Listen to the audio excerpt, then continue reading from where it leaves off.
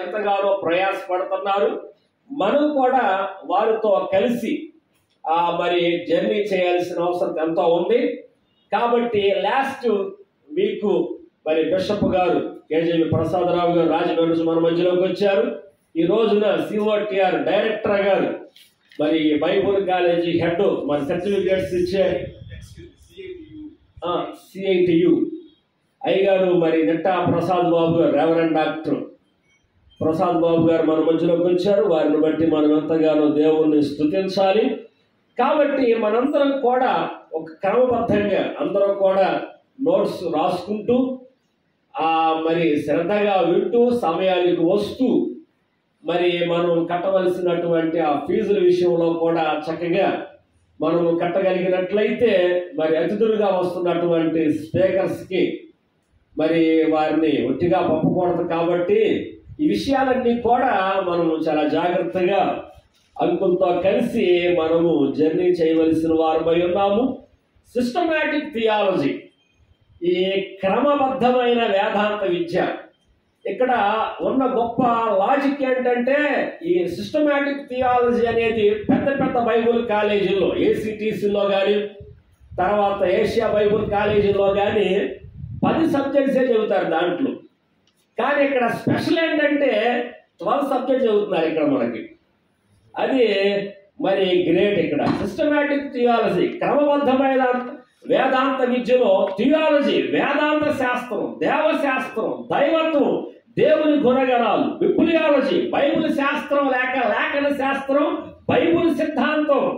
తర్వాత third one Christology క్రీస్తు శాస్త్రం లేక క్రీస్తు సిద్ధాంతం, న్యూమటాలజీ, ఏంజియాలజీ, ఎథోపాలజీ, హెపటాలజీ, సొటేరియాలజీ, ఎక్లేషియాలజీ, ఎస్కటాలజీ, యుగాంత శాస్త్రం లేక భవిష్యత్తు శాస్త్రం, సంఘ శాస్త్రం, రక్షణ శాస్త్రం, పాప శాస్త్రం, మానవ శాస్త్రం, దోదల శాస్త్రం. కొత్తగా యాడ్ చేయండి ఇజ్రాయలాలజీ, ఇజ్రాయెల్ శాస్త్రం, మిస్టాలజీ, పరలోక బహుమానాల శాస్త్రం. ఇంకొకటి ఆ తర్వాత 13th కూడా యాడ్ చేయొచ్చు, మిలీనియం. చేసిన ఆశ్చర్యపోవాల్సిన పని లేదు.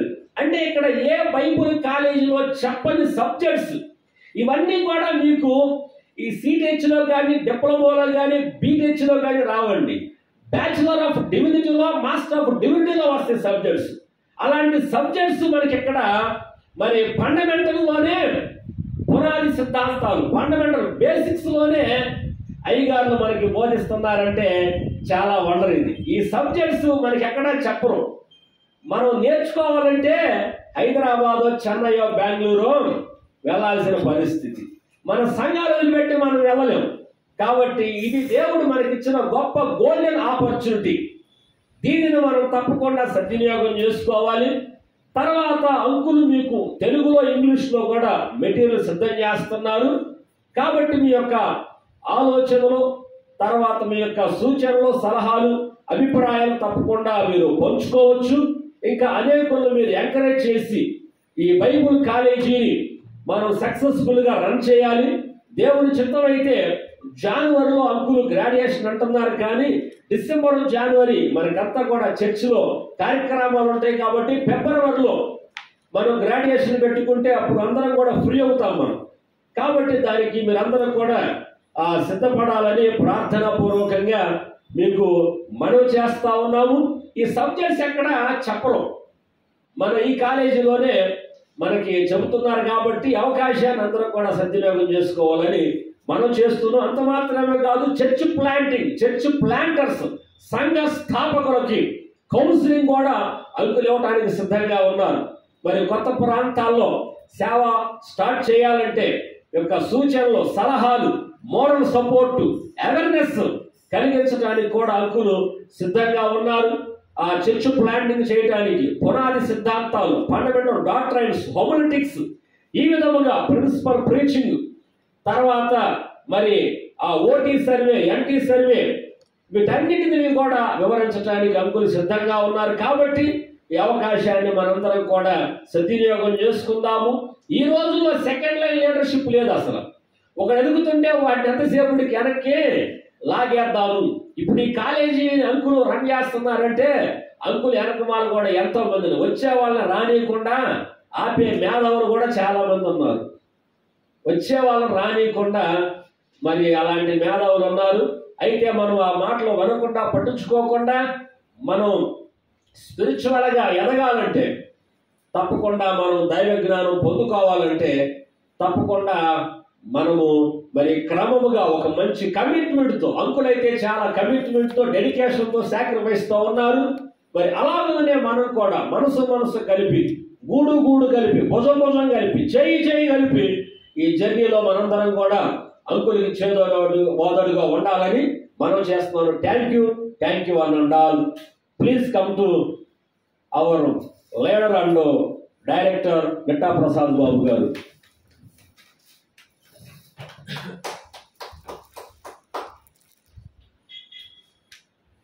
Okay, thank you all.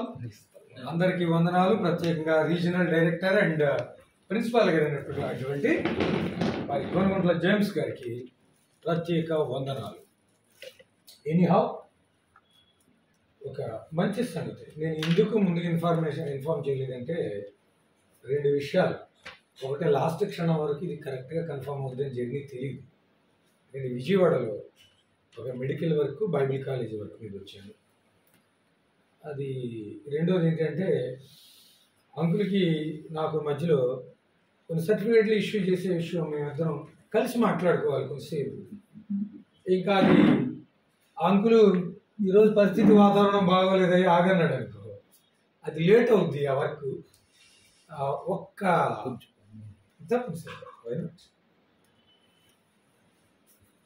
ఒక్క సర్టిఫికేట్ కూడా యూనివర్సిటీలో మాకు పెండింగ్లో ఉండకూడదు. అది గవర్నమెంట్ రూల్. ఇప్పటివరకు ఒక్కటి కూడా అలా లేదు. ఇక పెండింగ్ కూడా క్లియర్ చేసుకోవాలని వచ్చి. ఎనీహౌ, చాలా సంతోషం ఏంటంటే, హెడ్ ఆఫీస్ తర్వాత ఏదైనా రెగ్యులర్ క్లాస్ జరుగుతుందంటే అది కేవలం మన Mangalagiri. Praise the lord. Hallelujah. Praise God.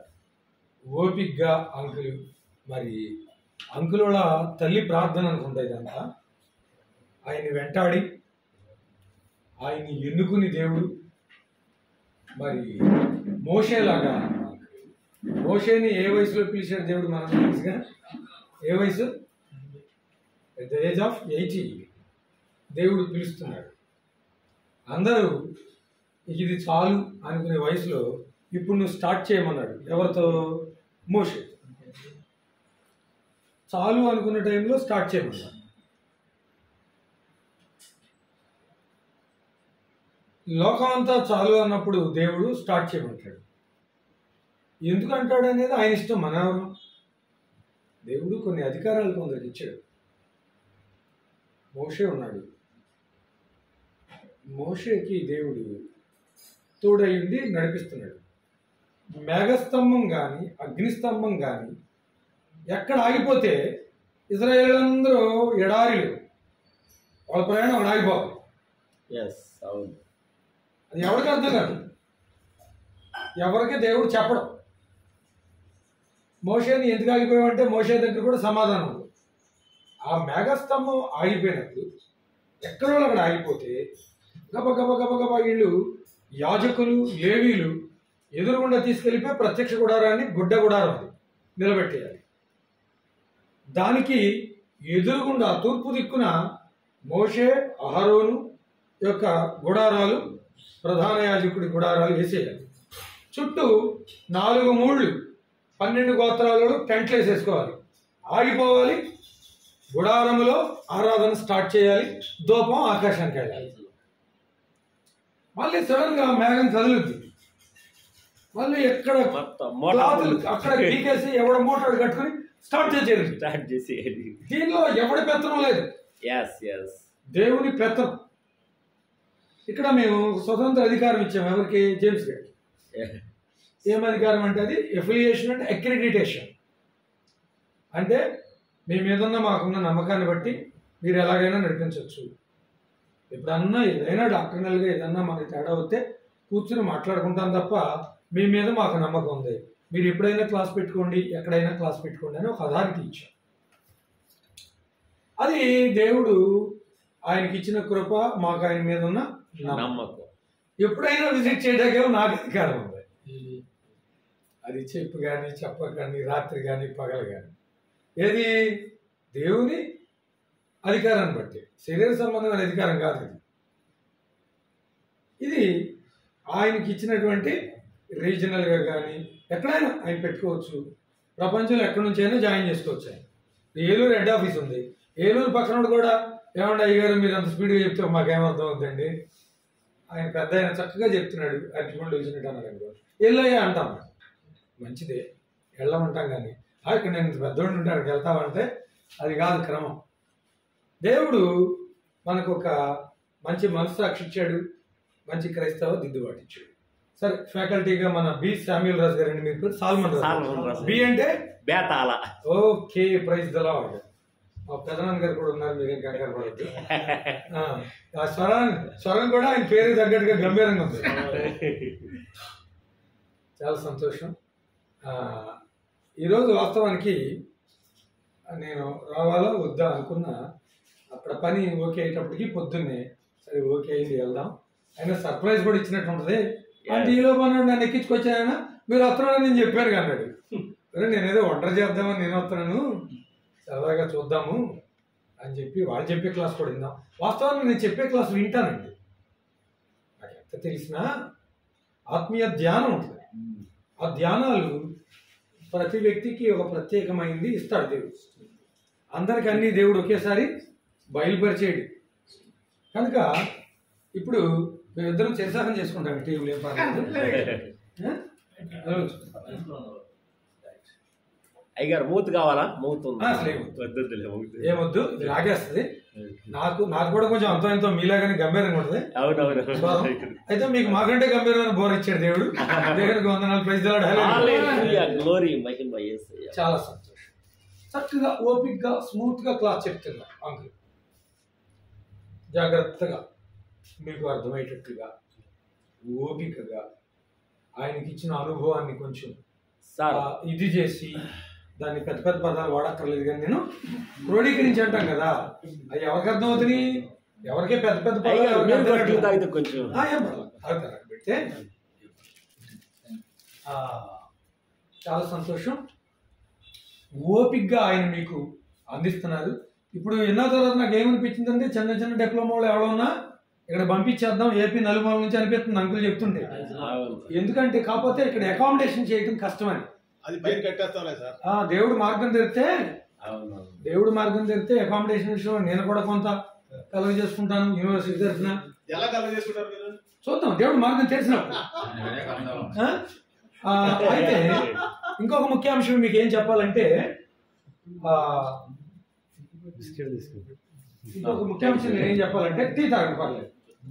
ఏం చెప్పాలంటే, విజయవాడ అటు మనము దాన్ని ఏమంటాము, గన్నవరం సైడ్ ఒక సెంటర్ స్టార్ట్ చేస్తాం. ఒక లెక్చరర్ ఉన్నాడు బ్రదర్ మాకు, ఇది పాలిటెక్నిక్ కాలేజ్ వైస్ ప్రిన్సిపల్. ఆయన దగ్గర కొంత వందల మంది స్టూడెంట్స్ ఉన్నారు. బ్రదర్ మరి ట్రైనింగ్ సెంటర్ స్టార్ట్ చేద్దామని మరి చెప్పాడు నాకు. అది డిసెంబర్లో స్టార్ట్ అయిపోద్ది. ఆయన పిహెచ్డీకి జాయిన్ అయ్యాడు. చాలా స్ట్రాంగ్ డిగ్రీ, చాలా స్ట్రాంగ్ సబ్జెక్ట్ ఉన్నటువంటి యంగ్ మ్యాన్. నా వయసు, నా మీద 10 నెలల పెద్దవాడు. ప్రభు చిత్తం అయితే అంకుల్ కూడా ఒక్కొక్క సబ్జెక్ట్ అడాప్ట్ చేసినప్పుడు అప్పుడప్పుడు అక్కడ కూడా విజయవాడ కొంచెం దగ్గరే కనుక వాడుకుంటాము. ఆయన ఆరోగ్యం కొరకు అందరూ ప్రార్థన చేద్దాం. మనము టీ తాగాక అప్పుడు సబ్జెక్టులో కొంచెం వెళ్తాం. లిమిట్ లేదు. మీ దగ్గర హిస్టారికల్ స్టడీ బుక్ ఎవరి దగ్గర ఉందా? మన యూనివర్సిటీది లేదు అయ్యారు, మనకి ఇంగ్లీష్ దాంట్లో ఉంది. అంకుల్ దగ్గర అది చాలా ఎలాబరేటెడ్. అవునవును, దాని కొరకు ఒక సింగిల్ పేజ్ వరకు నేను చెప్పిన తర్వాతనే మీరు దాన్ని చూడండి. చూస్తూ సింగిల్ పేజ్ వరకు అడిగిన అవును. అయ్యి వీళ్ళు లాగాలంటే కష్టం లేదు. అందులో మీకు స్టార్టింగ్ అప్పుడు మెటీరియల్ ఇచ్చా, అదే మళ్ళీ చెప్పేది. కానీ ప్రిన్సిపాల్ దగ్గర ఉండాలి సెట్. అది నా దగ్గర ఉన్నాయి. ప్రిన్సిపాల్ ఎలిజిబుల్ నా దగ్గర ఉన్నాయి, అన్నీ ఉన్నాయి. సిటీఓ తరపున మీరు ఇచ్చిన పుస్తకాలు అన్నీ కూడా నా దగ్గర ఉన్నాయి. పక్షుల స్వరం కూడా మీకు బోర్ కొడద్దేమని మధ్య మధ్యలో కిచకిచలాడి చంపి పక్షుల స్వరం.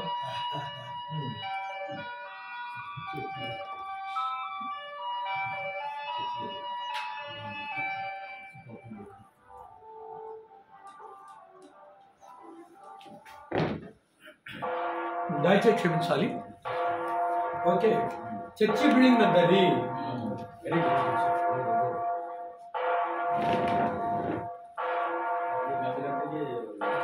12 వెరీ గుడ్ టైం. ఒక ప్రార్థన చేసి ఒక చిన్న ప్రార్థన. పరిశుద్ధుడా, నమ్మదగిన దేవా, అయోగ్యులు, అవివేకులు,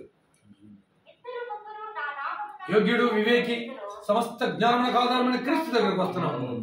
కొద్దిసేపు ఇక్కడ మీ సన్నిధి తోడుగా ఉండనివ్వండి. వ్యతిరేకమైన ప్రతిశక్తిని బంధిస్తున్నాం. ఈ దాసుడు జేమ్స్ గారిని, ఆయన కుటుంబాన్ని ఎండారుగా మీరు కలుగ చేసుకుని ఒక నూతనమైన పద్ధతిలో సెకండ్ జనరేషన్ అందులోంచి లేపమని ఇదిగో ఇక్కడికి వచ్చిన బిడ్డలందరిని బట్టి వారి సంఘాలు, వారి కుటుంబాలు జీవనకరంగాను ఆత్మల నూతన ఎదుగుదల అందుబాటులో ఉండడానికి సహాయం చేయండి. ఆ డ్రాప్ చేసిన బిడ్డ దైవజన మీరు బలపరచు. దాన్ని కూడా మీరు జ్ఞాపకం చేసుకోండి. మేమందరం కలిసి ఏక మనసు ఏకాత్మతో మరింత స్పష్టంగా, మరింత సంతోషంతో, మరింత పరిశుద్ధతతో, మరింత సబ్జెక్టు కలిగి ఆత్మానందముతో, ఐక్యతతో సేవ చేయ భవిష్యత్తు ఇవ్వమని ఈరోజు మాట్లాడుతున్న నా నోటిని, నా దేహాన్ని మీరు ముట్టి పవిత్రపరిచి దీనత్వము నాకు మాకు దయచేసి ఒకరినొకరు గనులుగా ఎంచుకుంటూ సేవ చేసే కృప అభిషేకించమని యేసుక్రీస్తు నామమున ఈ తరగతిని ప్రారంభించుచున్నాము.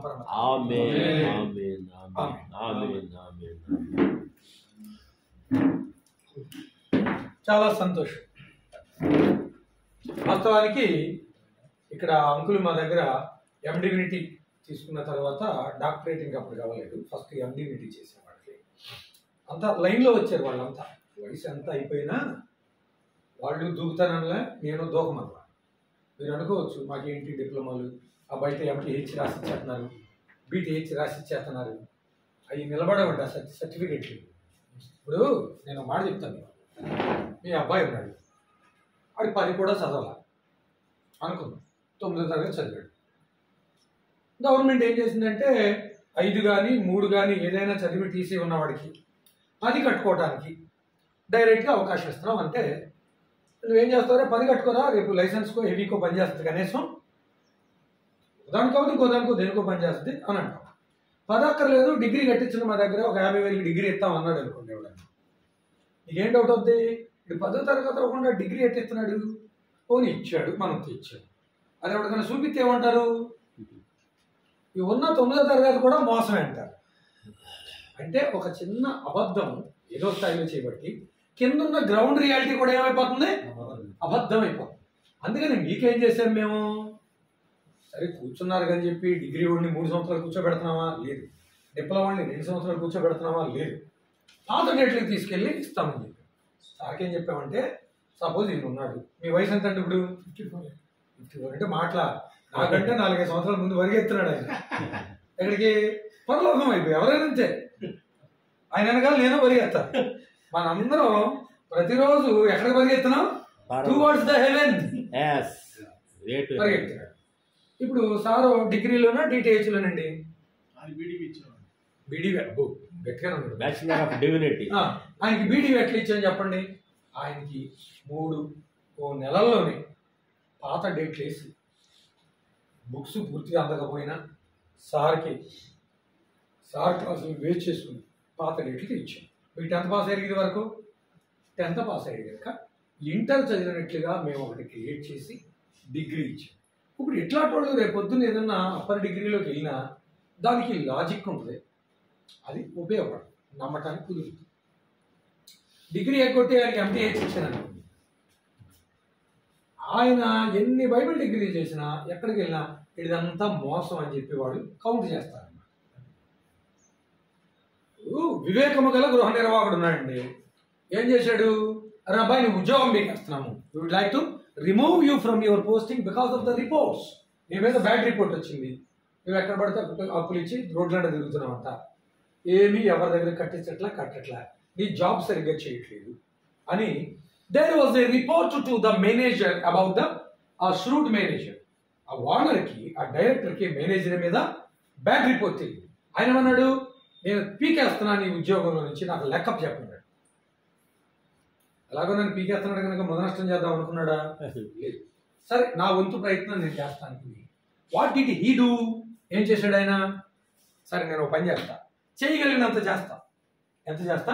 చేయగలిగిన మొత్తం చేతులు వేసేది. Something is better then nothing అన్నారు కదా. అసలు మొత్తం చేతులు ముడుచుకుని కూర్చోకంటే ఏదో ఒక ప్రయత్నం చేయటం చాలా ఉత్తమం. సో ఆయన ఏం చేశాడు, అబ్బాయి పలానా అబ్రహాం గారు 100 రూపాయలు మా కంపెనీకి కట్టాలి. సరే నువ్వేం చేస్తావు, 50 రూపాయలు కట్టేసే, 100 కట్టినట్టుగా నీకు రసీదు ఇస్తా, నీ 100 రూపాయలు కొట్టేస్తా. ఆయన అనుకున్నాడు, బతికినంతకాలం అప్పుతో తిప్పలబడే కంటే ఎక్కడో చోట తెచ్చి 50 కట్టిస్తాడు. అలా అందరి దగ్గర నువ్వు 50 కట్టాలా, 25 కట్టు, 1000 కట్టాలా, 500 కట్టు అని చెప్పి అందరితో కట్టించేసేటప్పటికి కంపెనీకి లాభాలు రాకపోయినా పర్లేదు కానీ నష్టాలు రాకుండా సరిపోయి నిలబడింది కంపెనీ. లాభాలు రాకపోయినా ఏమైంది, నష్టం రాకుండా నిలబడితే మెయిన్ డైరెక్టర్ గారు వచ్చి అన్నాడు, అబ్బాయి లెక్క చూపించమంటే లెక్కలో చూస్తే నష్టాలు రాలేదుగా, లాభం రాలేదు అంతే. మరేంటి ఏదో కంపెనీకి పోయినట్టు వాళ్ళంతా నీ మీద బ్యాడ్ రిపోర్ట్ చెప్పారు, భలే పని బాగానే ఉంది, భలే తెలివిగా చేసావయ్యా, మొత్తం మీద మునిగిపోకుండా కాపాడేవి చాలు, బ్రతుకున్నాం, అలా సంపాదిద్దాం, నువ్వే మేనేజర్ అన్నాడు. ఆయన్ని వివేకము గల గృహ నిర్వాహకుడు అన్నారు బైబిల్లో. ఇంగ్లీష్లో he was called the shrewd manager. ఏ మేనేజర్ అది? Shrewd manager.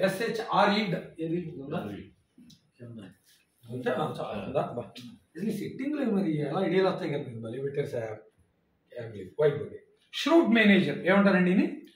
SHREW, shrewd manager అని ఇంగ్లీష్ బైబిల్లో హెడ్డింగ్ ఉంటుంది అనమాట. The shrewd manager.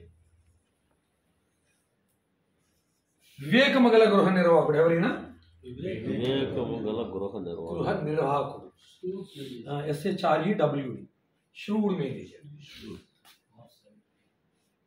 Yes, shrewd. పలుకుద్ది, లైట్గా పలుకుద్ది, ష్రూడ్ మేనేజర్.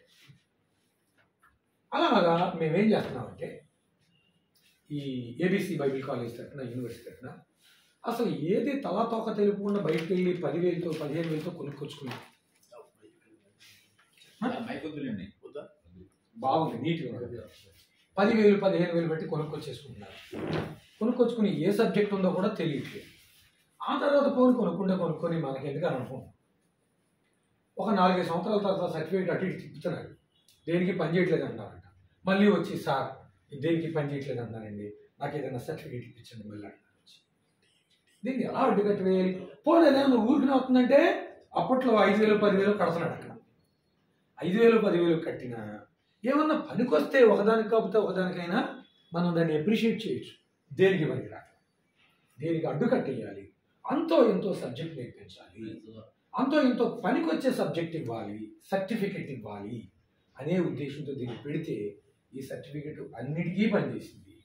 దేవుని దయ వల్ల అందరికీ అన్ని ప్రయోజనాలు ప్రభుత్వం నుంచి వస్తాయి. అది ప్రభుత్వం ఇచ్చే లబ్ధే కానీ, మ్యారేజ్ లైసెన్సే కానీ, వాట్ ఎవర్ ఇట్ మే. కనుక సంతోషించండి, అనేకులకు ప్రార్థనాపూర్వకంగా పరిచయం చేయండి.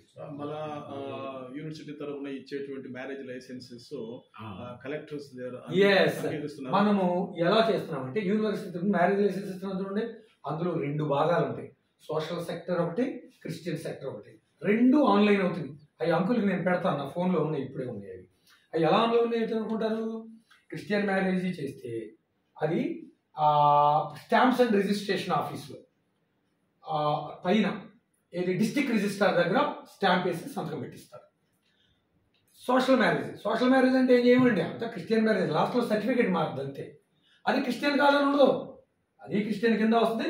క్రిస్టియన్ అని పీడించడానికి కుదరదు అనమాట. కాకపోతే క్రిస్టియనే అంటానికి కుదరదు, క్రిస్టియన్ కాదంటే కూడా కుదరదు. అది పెట్టా నా జీవితంలో బైబిల్ కాలేజ్ తర్వాత ఏదన్నా ఒక మంచి ఇన్వెస్టిగేషన్. మొన్నే రాజ్యాంగాలు పంచిపెట్టాం మేము, రాజ్యాంగ అవగాహన సదస్సుని పెట్టి నా బాల్యనాటి మిత్రుడు మేము అందరం కలిసి పెట్టి రాజ్యాంగాలు పంచిపెట్టాం. దైవజని ఫుల్ కాపీలు ఇచ్చాం.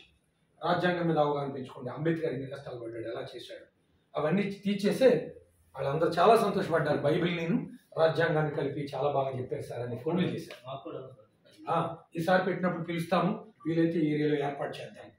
ఇక్కడ చేద్దాం సార్, ఒకసారి ఒకటి చేద్దాం. అంబేద్కరిస్టులకి ఏం అర్థమైపోయిందంటే ఇప్పుడు క్రైస్తవ్యాన్ని కలుపుకోకుండా మనం ఏమి చేయలేము. ఎందుకంటే మన వాళ్ళందరూ అందులో ఉన్నారు. అవునుగా. క్రీస్తుకి వేరుగా ఏం చేస్తారు? మీకు ఒక మంచి మాట చెప్తాను. నేను చిన్నప్పటి నుంచి నా స్నేహితుడు హేతువాది, అంబేద్కరిస్ట్. నేను అంబేద్కరిస్ట్ కానీ హేతువాదిని కాదు. ఎందుకు నాకు తెలుసు అంబేద్కర్ ఇంగ్లీష్ ఎక్కడి నుంచి వచ్చింది. వాదించాడు వాదించాడు వాదించాడు వాదించాడు. ఒకనొక సమయంలో బూతులు కూడా మాట్లాడిన సందర్భాలు నన్ను చిన్ననాటి మిత్రులు కనుక పట్టించుకోలేదు. ప్రార్థన చేసేవాడు, ఈ వ్యక్తి ఎందుకు రాడు ప్రభు, ఎందుకు రాడు ప్రభు. ఆయన సోషల్ మ్యారేజీలు చేస్తాడు. సోషల్ మ్యారేజీలు చేస్తుంటే ఆయనకి డయాసిస్ లైసెన్స్ లేవు, ఏం లేవు. మనమేమో 4 రాష్ట్రాలు కలిపి సంతకాలు పెట్టించి దానికి డయాసిస్ పెట్టి. ఎన్ని రాష్ట్రాలు అండి? 4 రాష్ట్రాలు. 200 దేశాల్లో భారతీయులు పెళ్లి చేయొచ్చు నువ్వు. ఎన్ని దేశాల్లో? 200 దేశాల్లో చేయొచ్చు. ఈ సోషల్ ఏమో మీ సేవలు ఆన్లైన్ అవుతాయి. అది ఆన్లైన్ అయిన నా దగ్గర శాంపుల్స్ అందులో పంపుతాను, అవి పెట్టుకుంటాను నా దగ్గర. అక్కడ ఆన్లైన్ చేయకపోతే నేను హెడ్ ఆఫీస్ నుంచి మాట్లాడతాను వాళ్ళతో, వదలను. అయితే నాతో పోరాటం జరుగుతుంది. మేము అలా చేసాం 40 సంవత్సరాలకు వచ్చేసాం. ఇంకా పోరాటం తగ్గట్లా. వీళ్ళకి సర్టిఫికేట్లు ఇచ్చిన రోజు ఆయన గౌరవ డాక్టరేట్ ఇచ్చారు. ఎందుకంటే ఆంధ్రప్రదేశ్లో అత్యధికమైన ఇంటర్ కాస్ట్ మ్యారేజ్లు చేసింది ఆయనే. ఆంధ్రప్రదేశ్లో మొత్తం తెలుగు ప్రజల మధ్యలో ప్రపంచవ్యాప్తంగా ఎన్ని ఆయన పేరు చెప్తున్నప్పుడు 3000 ఇంటర్ కాస్ట్ మ్యారేజ్ చేశారు. మెండెం సంతోష్ కుమార్ గారు. ఆయన పేరేంటండి? మెండెం 3000 ఇంటర్ కాస్ట్ మ్యారేజ్లు చేశారు. ఆయన అన్నాడు, డయాసిస్ అంతా చూసి, తమ్ముడు మరి నాకు ఇస్తావా ఈ డయాసిస్లో మెంబర్షిప్ అన్నాడు. మరి ఇదంతా క్రిస్టియానిటీ లింకప్ అయిపోయింది. అబ్బాయి కుదరదు అన్నాడు. పర్లేదు నాకు కావాలన్నాడు. ఎక్కడికి వెళ్తాడు?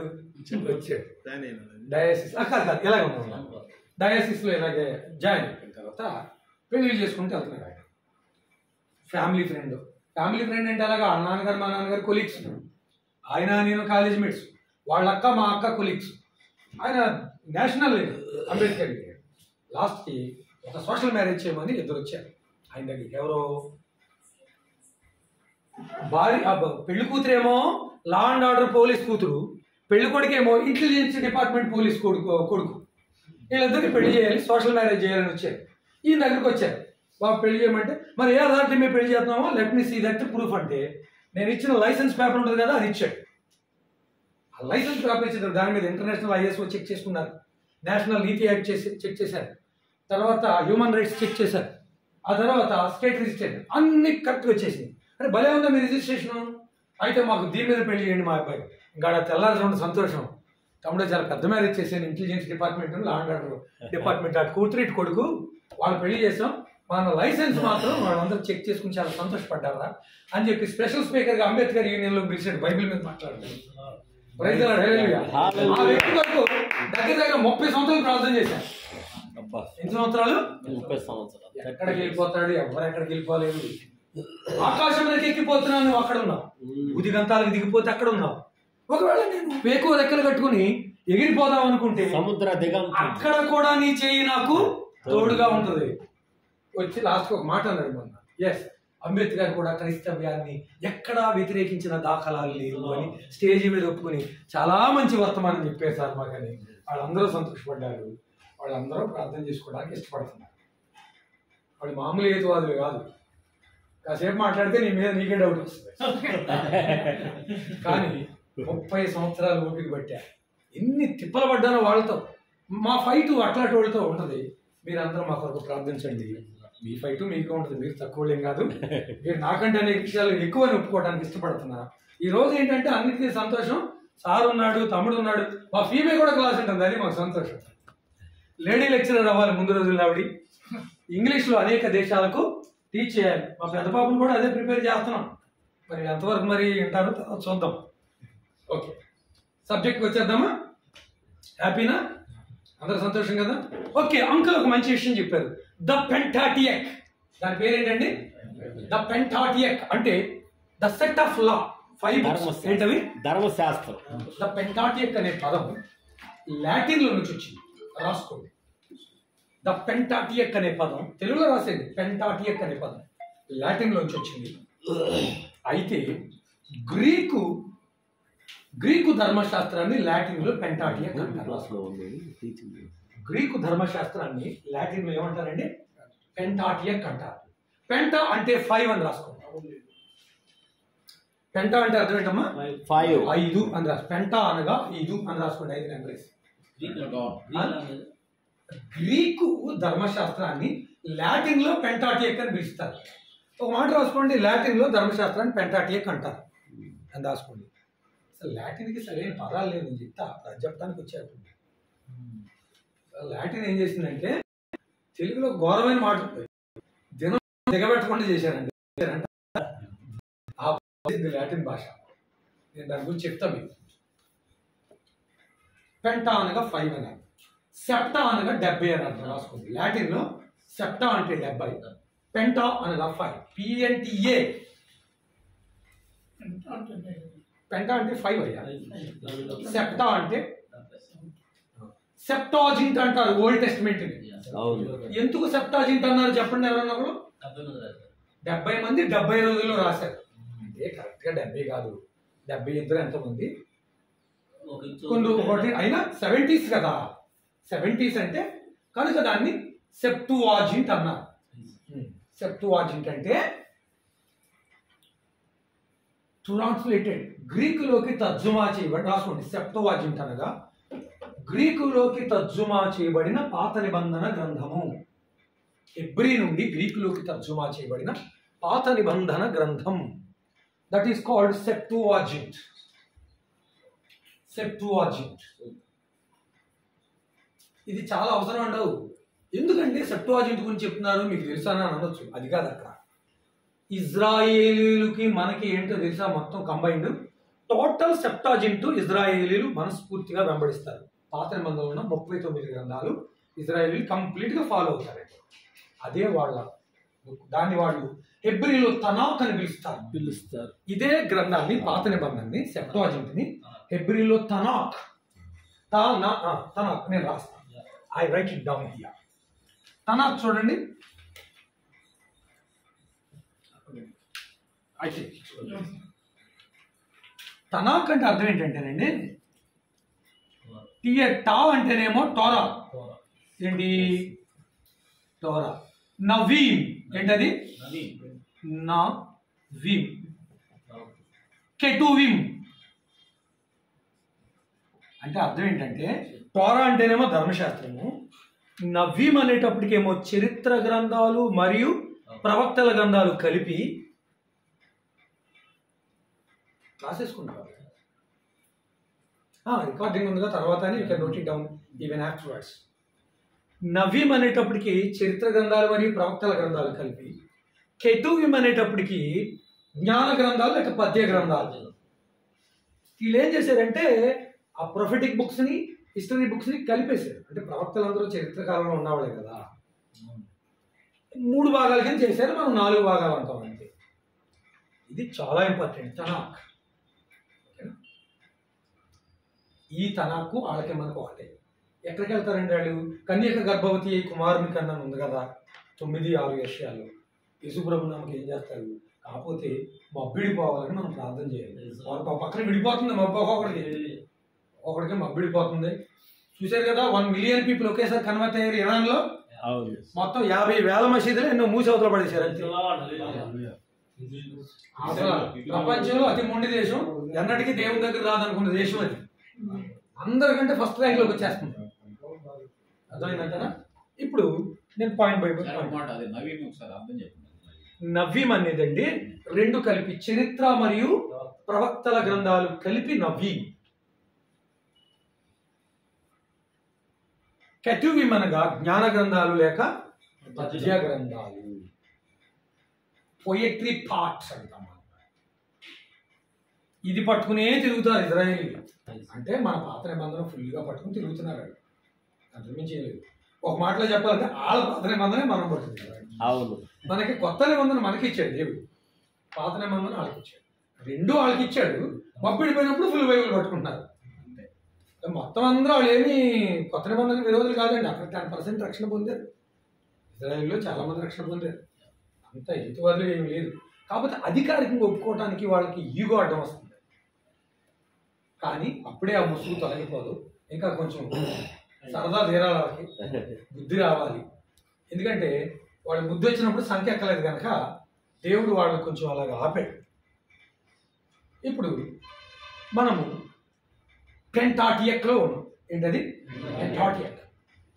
ధర్మశాస్త్రం రాయబడిన కాలం సుమారుగా క్రీస్తుకు పూర్వం ఎప్పుడు రాయబడి ఉండొచ్చు అంటారు? 1400. అదేలే మనకి 1600 లెక్క రావాలి కనుక మీరు 16 నువ్వు చెప్పింది కొంచెం కరెక్టే, దగ్గరలోకి వెళ్ళావు, చెప్పాలి దగ్గరలోకి వెళ్ళావు. ఎందుకంటే బైబిల్ మొత్తం 1600 సంవత్సరాల కాలం రాయబడింది అంటాం కదా. క్రీస్తు శకం 100 లెక్కేస్తారు. ఇది యోహాన్ లాస్ట్లో 100 AD రాశాడు. క్రీస్తుకు పూర్వానికి వెళ్ళేటప్పటికి అదొక 1500 సంవత్సరాలు లెక్కేస్తారు. అయితే బైబిల్ అంతట్లో మొట్టమొదటి రాయబడిన గ్రంథం మీకు తెలుసు కదా, యోబు గ్రంథం రాసినప్పుడు దాదాపుగా క్రీస్తుకు పూర్వం 1500 అరౌండ్లో యోబు గ్రంథాన్ని రాశారు. కానీ అసలు రైట్ ఆ గ్రంథాన్ని ఎప్పుడో ఎలీహు అని కూడా ఒకడు ఉన్నాడు కదా, ఆ ఎలీఫజు, జోఫరు, బిల్దదు, ఎలీహు నలుగురు పోరాటం చేశారు. మూలిగనెక్క మీద తాటిగా వేసేవాడు యోబుకి. ఆయన అసలే బాధపడుతుంటే ఏ పాపము చేయకే నరుడు శిక్ష అనుభవించునా అని ఒకడం, కేవలం నీ దృష్టికి నువ్వు నీతిమంతుడైపోయి ఉన్నావు ఇంకొకడం, రకరకాలుగా మాటలతో బాధ పెట్టారు. ఎవరిని? యోబు ఏ మాట్లాడే అర్థం కాక ఓర్చుకోగా ఆ ముగ్గురు వెళ్ళిపోయారు. ఆ ముగ్గురు వెళ్ళిపోయి లాస్ట్లో ఒక యంగమైన వచ్చాడు, ఆయన పేరు ఎలీహు. చరిత్ర ఏం చెప్తుందంటే యోబు వివరిస్తుండగా ఎలీహు ఈ గ్రంథాన్ని అప్పట్లోనే రాశాడు. అసలు యోబే కాలం నాటోడు, యాకోబు కాలం నాటోడు రాశాడు. యోబు యాకోబు కాలం నాటివాడు. చెప్తా, మోషేది కూడా ఉంది, ఎలా చెప్తా. దాని రచయిత యోబే. అయితే ఏమైందంటే ఆ కాలంలో లాంగ్వేజ్ డెవలప్మెంట్ ఏమీ లేదు సరిగ్గా. ఇది ఎలీహు రాసిన. అతడు మహారాస్తే ఆ క్రిప్టో హెబ్రీ ఉండేది, బొమ్మల లిపిలాగా ఉండేది హెబ్రీ. దాంట్లో రాసి ఉండవచ్చు, లేక అంతకుమించి ఇంకే విధంగానైనా రాసి ఉండవచ్చు, లేక యోబు కథ నోటి మాట మీద నడుస్తూ ఉండవచ్చు. ఇంకొక లింక్ కలిపారండి.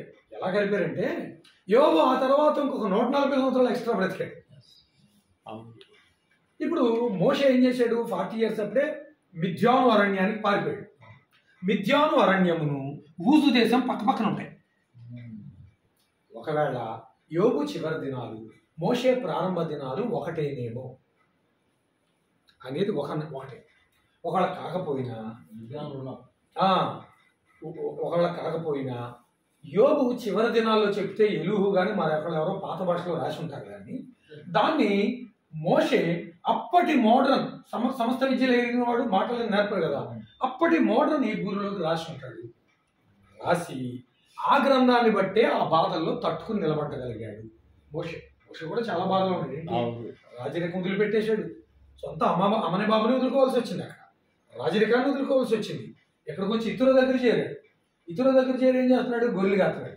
ఏమంటే గొర్రెలు కాయటం అంటే మామూలు మాట కాదు. ఇప్పుడు ట్రంప్ కొడుకు వచ్చేసి ఇక్కడ గొర్రెలు కాస్తున్నాడు అనుకోండి పక్కన, బ్యారన్ ట్రంప్. ఇప్పుడు నీలాంటోడు కాస్తే వారం రోజులు ఆశ్చర్యపోతారు.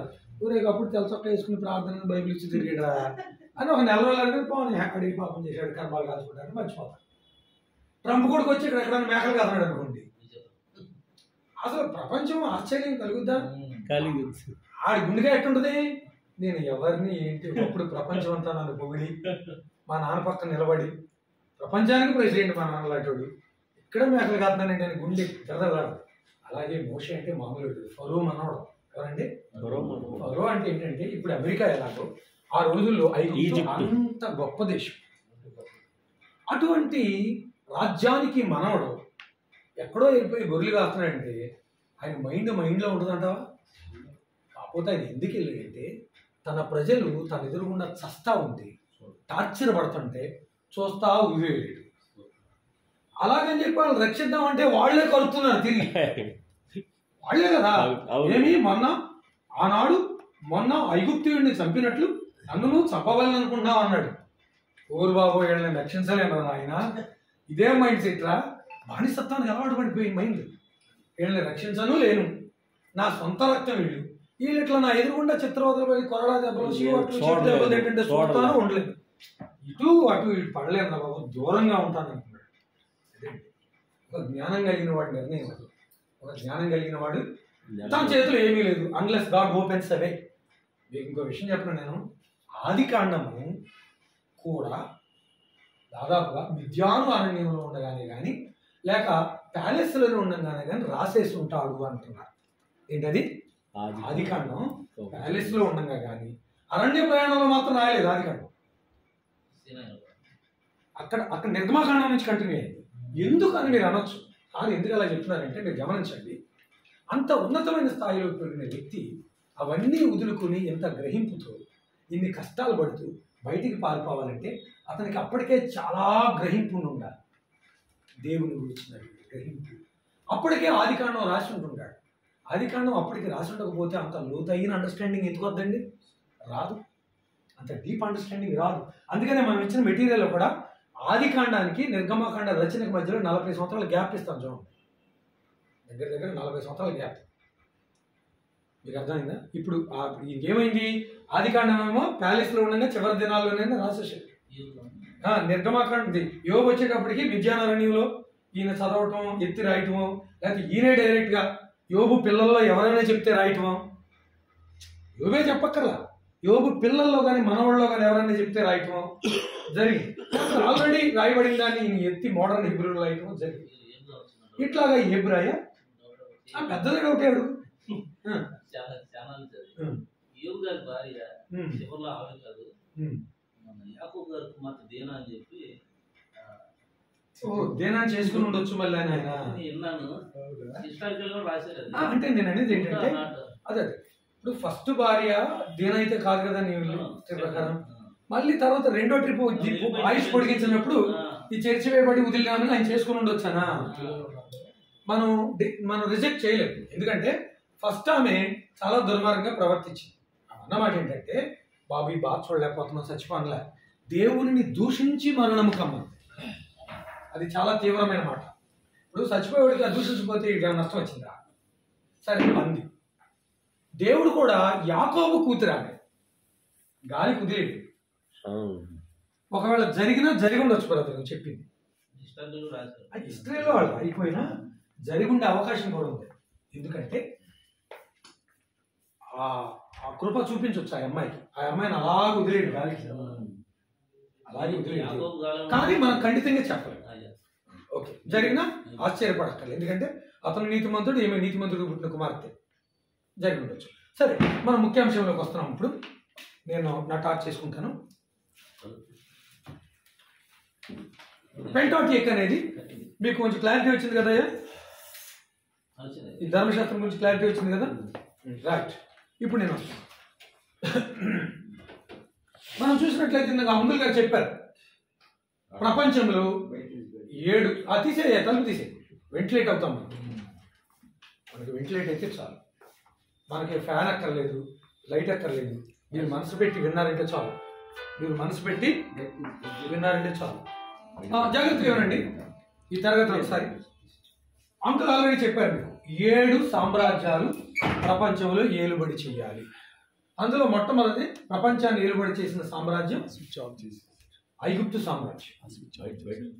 ఫస్ట్ ఇది ఐగుప్తు.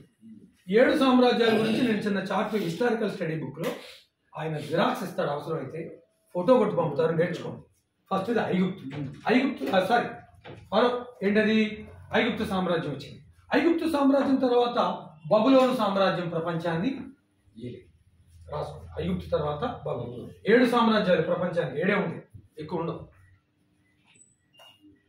Thank you. ఐగుప్తు తర్వాత బబులోను వెళ్ళింది కదండి, మనందరికి బైబిల్ తెలుసు. తర్వాత మీడో పర్షియా, మాదీయా పారసాక సామ్రాజ్యం కలిసి వెళ్ళింది. వాళ్ళని విడది ఎక్కరాలు. మీడో పర్షియా. ఇక్కడ మనకి చిన్న కన్ఫ్యూజన్ వస్తుందండి.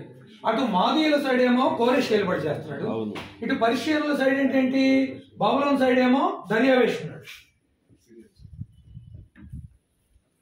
ఎన్ని వచ్చినాయి ఇప్పటికి? 3 వచ్చింది. 4వది గ్రీకు సామ్రాజ్యం వెళ్ళింది.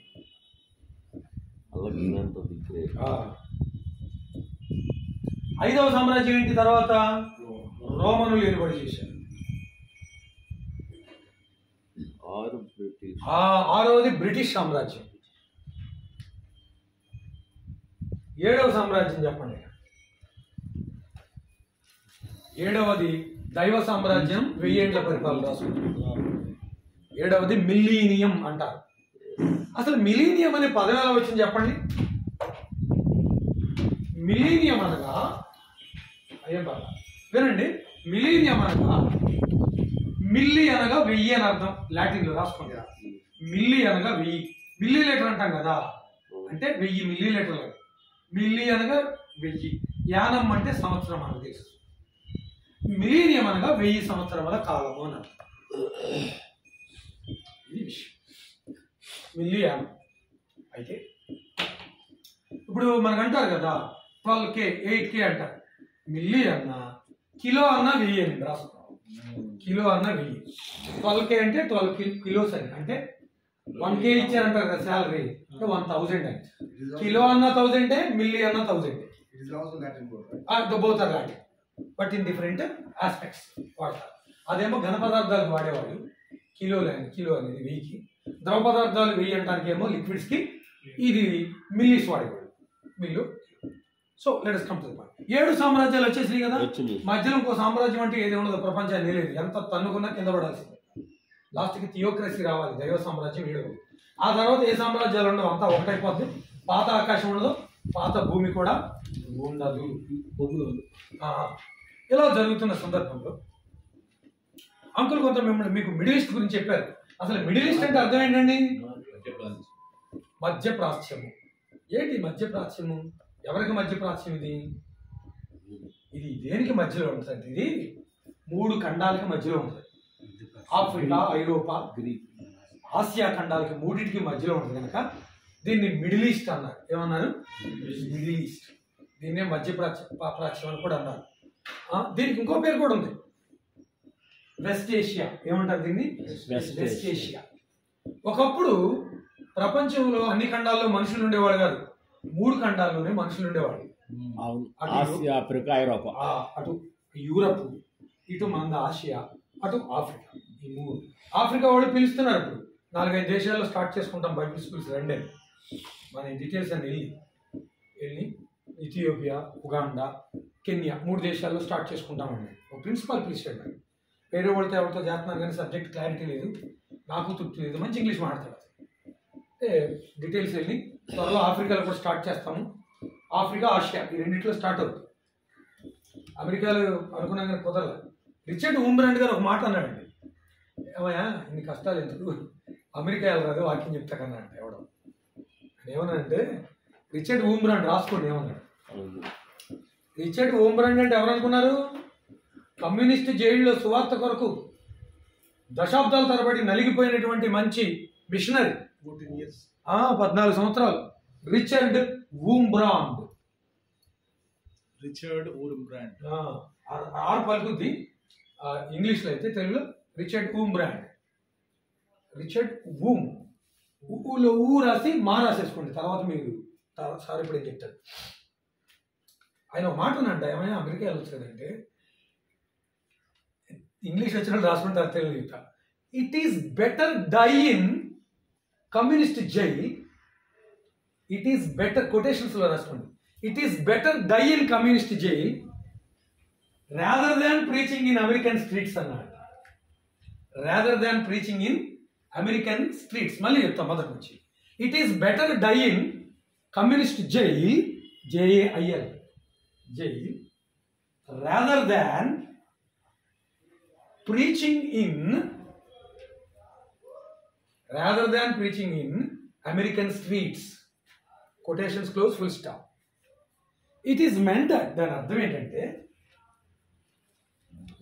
అమెరికా వీధుల్లో స్వార్థ చెప్పేటట్టు కమ్యూనిస్ట్ జైల్లో సావటం బెటర్ అన్నారు. వాళ్ళు విన్నట్టే వింటారు కానీ దేనికి వింటారు ఎవరికి తెలియదు.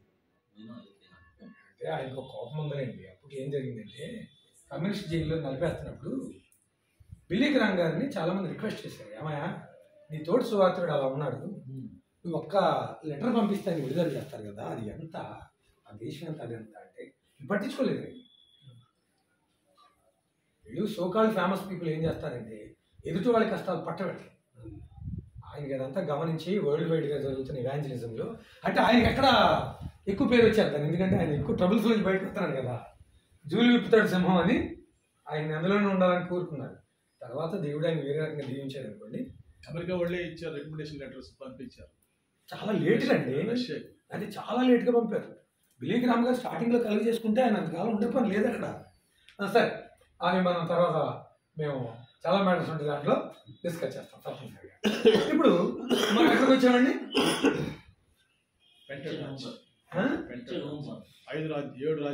7 రాజ్యాల గురించి మీరు విన్నారు. ఇంతకు మించి వేరే రాజ్యం ఉండటానికి వీలు లేదు. అది టెంపుల్స్ కూడా 7. ఆ విగ్రహంలో చూపించినవి ఆ 3, అది మీకు ఒకసారి చెప్పానా? అది బ్రీఫ్గా చెప్పాను నేను. ఇది థర్డ్ చాప్టర్ ఎందుకని వినండి. ఏంటంటే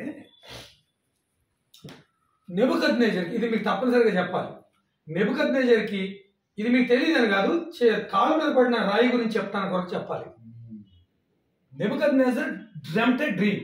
ఈ డ్రెమ్ట్ ఏ డ్రీమ్ మీరు వినండి. డ్రెమ్ట్ అనేది English, British English. Dreamed American English. ఒకసారి అది వాడుతుంది, ఒకసారి ఇది వాడతా. ఏదో తప్పులు చెప్తున్నారని మీరు అనుకోవద్దు. ఎక్కువ నేర్చుకుంటే ఇదే సమస్య ఏదైనా.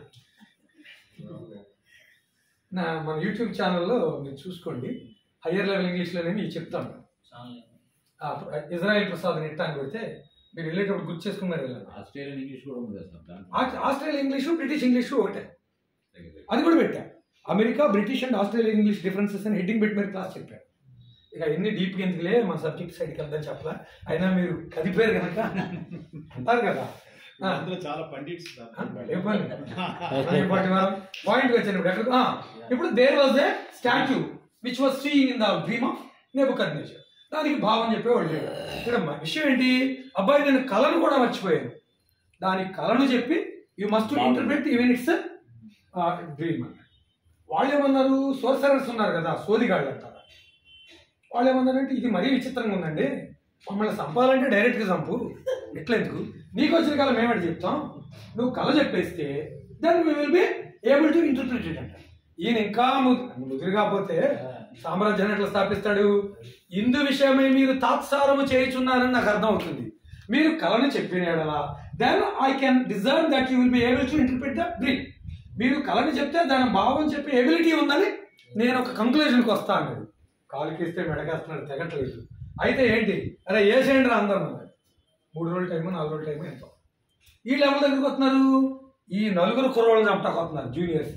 షడ్రక్, మిషక్, అబద్రిగో, దానియేలు. చంపాల్సింది వాళ్ళని, ట్రైనింగ్లో ఉన్నవాళ్ళు. వీళ్ళు ఎట్లా చంపుతారు? అండర్ ట్రైనింగ్స్ కదా వీళ్ళు. సాతాను చూడండి, యథార్థవంతుడిని టార్గెట్ పెడతాడు, ప్రార్థనా పరుణ్ణి నాశనం చేయాలి. న్యాయంగా సేవ చేసేవాడు సంఘం చుట్టే ఉంటాడు సాతాను. జనాలు మోసం చేసి డూప్లికేట్ పనులు చేసి దండుకునేవాడిని ఎవడేమంటాం. అంతో ఎంతో న్యాయంగా సేవ చేసి 10 మంది 10 మాటలు అంటారు, ధైర్యంగా వస్తారు. వాళ్ళు తప్పేమీ లేదు, వాళ్ళని ప్రేరేపిస్తున్న సాతాను కూడా తప్పదు. సరే వీళ్ళని చంపటానికి వెళ్తే దానియేలు అన్నాడు, జస్ట్ ఒక 3 రోజులు మాకు టైమే ఉన్నాయి. మీనింగ్ వచ్చేసింది, కళ సేమ్ కళ వచ్చేసింది. వచ్చే నిలబడ్డాడు, చెప్తున్నాడు. First there was a golden head to that idol. బంగారు శిరస్సు ఉన్నది. తర్వాత silver chest, bronze thighs and the feet are with clay and iron mixed. ఇంతే కదండి, 4 ఐటమ్స్. ఇందులో చాలా సింపుల్. మనం ఇప్పుడు స్టడీ చేసిన 7 సామ్రాజ్యాలతో పోతే చిన్న విషయం చెప్పండి. ఆయనకి అంటే బల్బ్ వెలిగిందని same dream what I have dreamed. ఇది ఆయన సంతోషం అంతంత కాదు, ఇదంతా దానియేలుని హెచ్చించడానికి దేవుడు చేసింది. మనల్ని హెచ్చించే టైం వచ్చినప్పుడు ఎవరికో మన అవసరాన్ని పెడతాడు దేవుడు. ఆడు ఎడు తిరిగినా అవసరం తీరదు. అడు తిరిగి తల్ల కిందలే మన దగ్గరికి వస్తాడు. మన ఆశీర్వాదాలన్నీ పెండింగ్ లో ఉన్నాయి.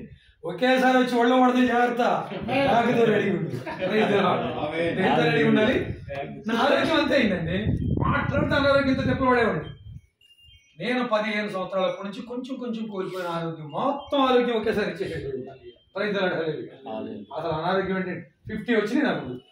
జనరల్ ఏంటి, 50 వచ్చేటప్పటికి నాకు షుగర్ ఉంది, థైరాయిడ్ ఉంది, బీపీ ఉంది, తలపోటు ఉంది, గుండె నొప్పి ఉంది. నాకు 50 వచ్చేటప్పటికి 100% ఆరోగ్యం ఇచ్చాడు. డాక్టర్స్ వస్తూ ఉంటారు నా దగ్గరికి. మొన్న ఎండి డాక్టర్ ఫోన్ చేసి, సార్ మీరు టీచ్ చేసిన డైట్ షీట్ నాకు ఇవ్వండి. ఎండి డాక్టర్ అని చాలా పెద్ద డాక్టర్. ఒక ఆయన అస్సాం నుంచి ఫార్మసీ కాలేజీ ప్రొఫెసర్ ఆ క్లాస్ విని నాకు ఫోన్ చేశాడు. అన్న నేను అలోవెరా మీద రీసెర్చ్ చేస్తాను, నన్ను గైడ్ చేయండి, నా పేపర్స్ కొంచెం వాల్యూ చేయండి. లింగ్విస్టికల్గా. దేవుడు మనల్ని హెచ్చిస్తాడు, కానీ లేట్ అవుతున్నప్పుడు సాతాను ప్రేరేపించి ఇంకా నీ పని అయిపోయింది, నిన్ను హెచ్చించడు, నిన్ను దీవించడు, నిన్ను కాదు మనల్ని అని వాడు మనల్ని నిరుత్సాహపరుస్తాడు. సరే, ఫస్ట్ దేవుడి ఉద్దేశం ఏంటి? ఎలాగైనా దానియేలుని పైన కూర్చోబెట్టాలి. అందుకేం చేయాలి? ఒక చక్రవర్తిని పిచ్చోని చేయాలి. పిచ్చోని చేయాలి. ఇప్పుడు ఆ చక్రవర్తి పిచ్చోడు అయ్యాడు. వాడు కలమర్చిపోయాడు, కలత చెందుతున్నాడు, నిద్ర పట్టట్లేదు. వాళ్ళందరినీ కెలికేస్తున్నాడు పట్టుకుని. ఎవరో సగం పిచ్చోళ్ళు ఉన్నారు అక్కడ. వాళ్ళెవరో సోదెగాళ్ళు, తర్వాత భవిష్యత్తు వాణి చెప్పేవాళ్ళు. కానీ యథార్థవంతుడు, ప్రార్థనాపరుడు, the one and only person Daniel was died. సరే, ఏం జరిగింది చెప్పేశాడు ఆయన. బాబు, నీ కనపడిన హెడ్ నువ్వే, ఇది అత్యంత బలమైనది కనుక నీ రాజ్యమే. అది బబులు, బంగారు సరస్సు. ఆ తర్వాత మిడి పర్షియా, ఏదది సిల్వర్ చెస్ట్ వచ్చింది, మాదియా పారసిక అయిపోయింది. ఆ తర్వాత వచ్చింది గ్రీకు సామ్రాజ్యం, ఇత్తడితో పోల్చబడింది. ఆ తర్వాత వచ్చింది రోమా సామ్రాజ్యం, ఇనుము మట్టి కలిసింది.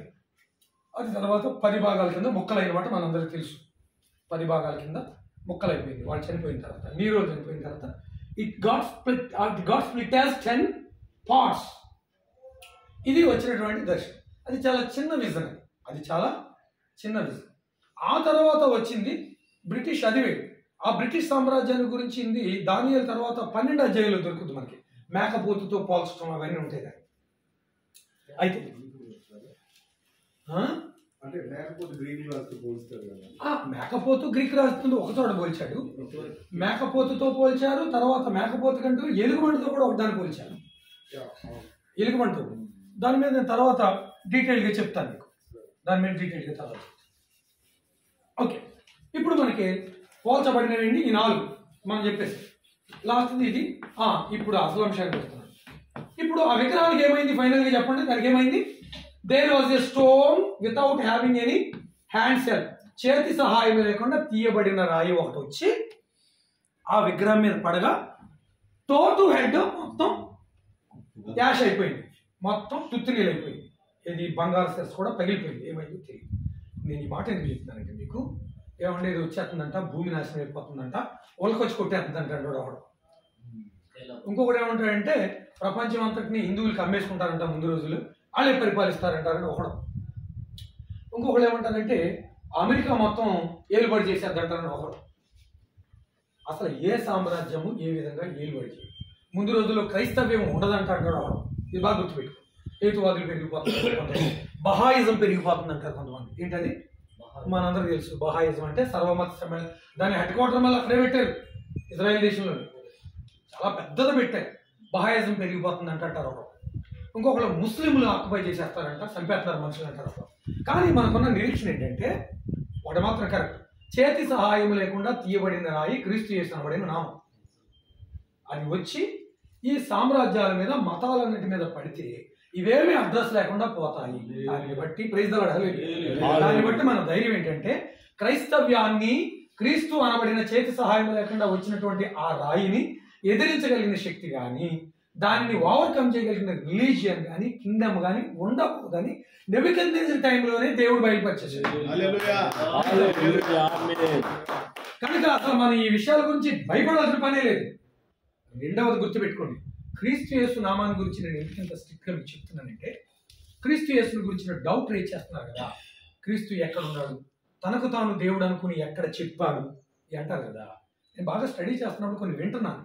ఇప్పుడు చూడండి, ఆదికాండం 2వ అధ్యాయంలో దేవుడైన యెహోవా అంటాడు, మన పోలిక చొప్పున మన స్వరూపమందు నరుడిని చేయుదము. మనం అనేది ప్లోరల్, కానీ పోలిక అనేది సింగులర్ వాడుతున్నాడు. మన పోలికలు అనలేదు. తండ్రికి ఒక పోలిక, కుమారుడికి ఒక పోలిక, పరిశుద్ధాత్మకు ఒక పోలిక ఉందనుకోండి, అప్పుడు ఏమనాలి? మన పోలికల చొప్పున అనాలి, మన స్వరూపముల చొప్పున అనాలి. కానీ అక్కడ మన పోలిక చొప్పున మన స్వరూపమందు అంటే ఏంటి? ముగ్గురిది ఒకే పోలిక, ముగ్గురిది ఒకటే స్వరూపం. ఏంటా పోలిక అంటే కొలస్సీ పత్రిక 2వ అధ్యాయం ఉంటుంది, ఆయన అదృశ్య దేవుని సంపూర్ణ స్వరూపము. ఎవరు? యేసుక్రీస్తు. ఈ యేసుక్రీస్తు ఎక్కడి నుంచి ఒకే పోలికే తండ్రి, కుమార, పరిశుద్ధాత్మని ప్రపంచానికి యూనివర్సల్ రిజంబుల్ చేస్తున్నాడు. ఆదికాండం బిగినింగ్ నుంచే ఏది ఒకటే ఒకటిలోనే ఎలోహిముగా ప్రత్యక్షమయ్యాడు. ఈ ఎలోహిముగా ప్రత్యక్షమైన మొదటి వచనంలో బెరాషిత్ బారా ఎలోహిం అషమాయిం వాయెట్, బెరాషిత్ వాయెట్ అషమాయిం భూమిని ఆకాశములను సృష్టించారు. బెరాషిత్ బారా ఎలోహిం, ఆది యందు ఎలోహిం త్రిత్వదేవుడు. ఎవరి త్రిత్వదేవుడు అంటే ఆయనకు ఒక పోలిక, తనకు ఒక స్వరూపం ఉందని చెప్పాడు. మన పోలిక చొప్పున మన స్వరూపం ఉంది. మనం అంటున్నాడు, తండ్రి కుమార పరిశుద్ధాత్మలు చర్చిస్తున్నారు, కానీ ఒకే పోలిక అంటున్నారు. ఒకే పోలిక ఒకే స్వరూపం. పోలిక లు అనలేదుగా, స్వరూపము లు అనలేదుగా.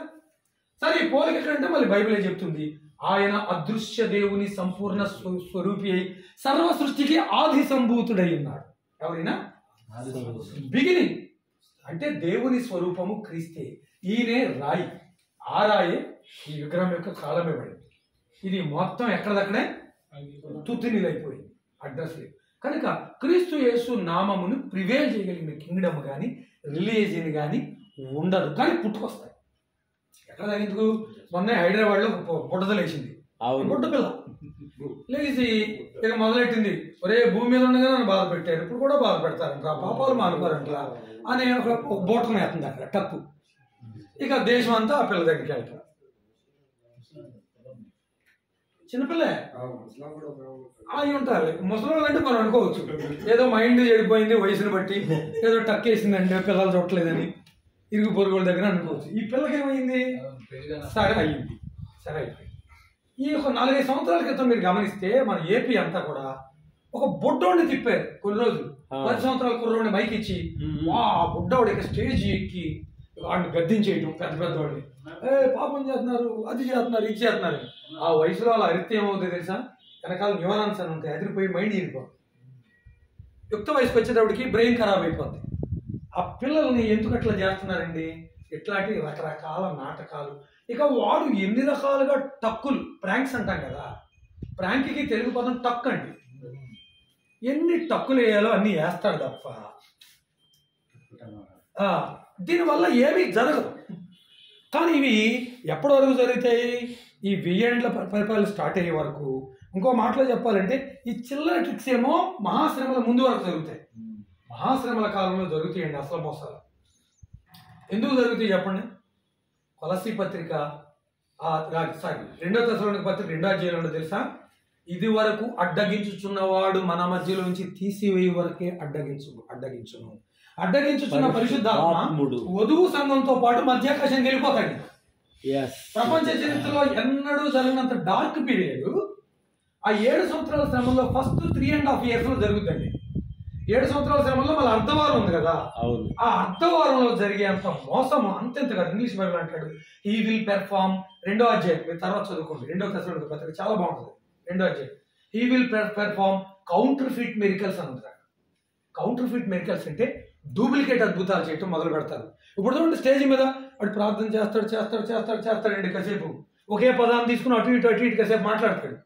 జనాల్ని రెత్తి కట్టించాలి, ఇలా మోకాళ్ళ మీద ఉండటం, సంవత్సరాల తరబడి ఉపవాస ప్రార్థన చేసుకోవటం, పోరాటం చేయటం వాడికి ఇష్టం ఉండదు. గబుకిని కిక్ అవ్వాలంటే ఈ నాలాంటి బలహీన నీలాంటి బలహీన చూసుకుంటాడు స్టేజ్ మీద, మన కింద పడదేసారుగా అద్భుతం ఉందని కొందరు వెళ్తారు అక్కడ. ఇవన్నీ జరుగును, కానీ ఇవన్నీ దేనికి, మనల్ని డిస్టర్బ్ చేయడానికే. యథార్థంగా సేవ చేసేవాళ్ళని ఎలా డిస్టర్బ్ చేయాలి, న్యాయంగా వెళ్ళేవాళ్ళని ఏ విధంగా డిస్టర్బ్ చేయాలి, these all things will take place. కానీ ఏమీ కాదు, ఇలాంటి వాళ్ళు చాలామంది వచ్చారు, గాలిలో కలిసిపోయారు. మా చిన్నప్పుడు శృంగరక్షం అని ప్రియబాబు అని ఒక అతను వచ్చాడు. అతను కొన్ని మ్యాజిక్స్ నేర్చుకున్నాడు. ఇది భద్రాచలం అడవులో కొన్ని ఆకును కాఫీలో వేస్తే తలానికి పెరుగుగా మారుతుంది. కొన్ని ఆయిల్స్, కొన్ని లీవ్స్ నేర్చుకుని చేయటం మొదలు పెట్టారు.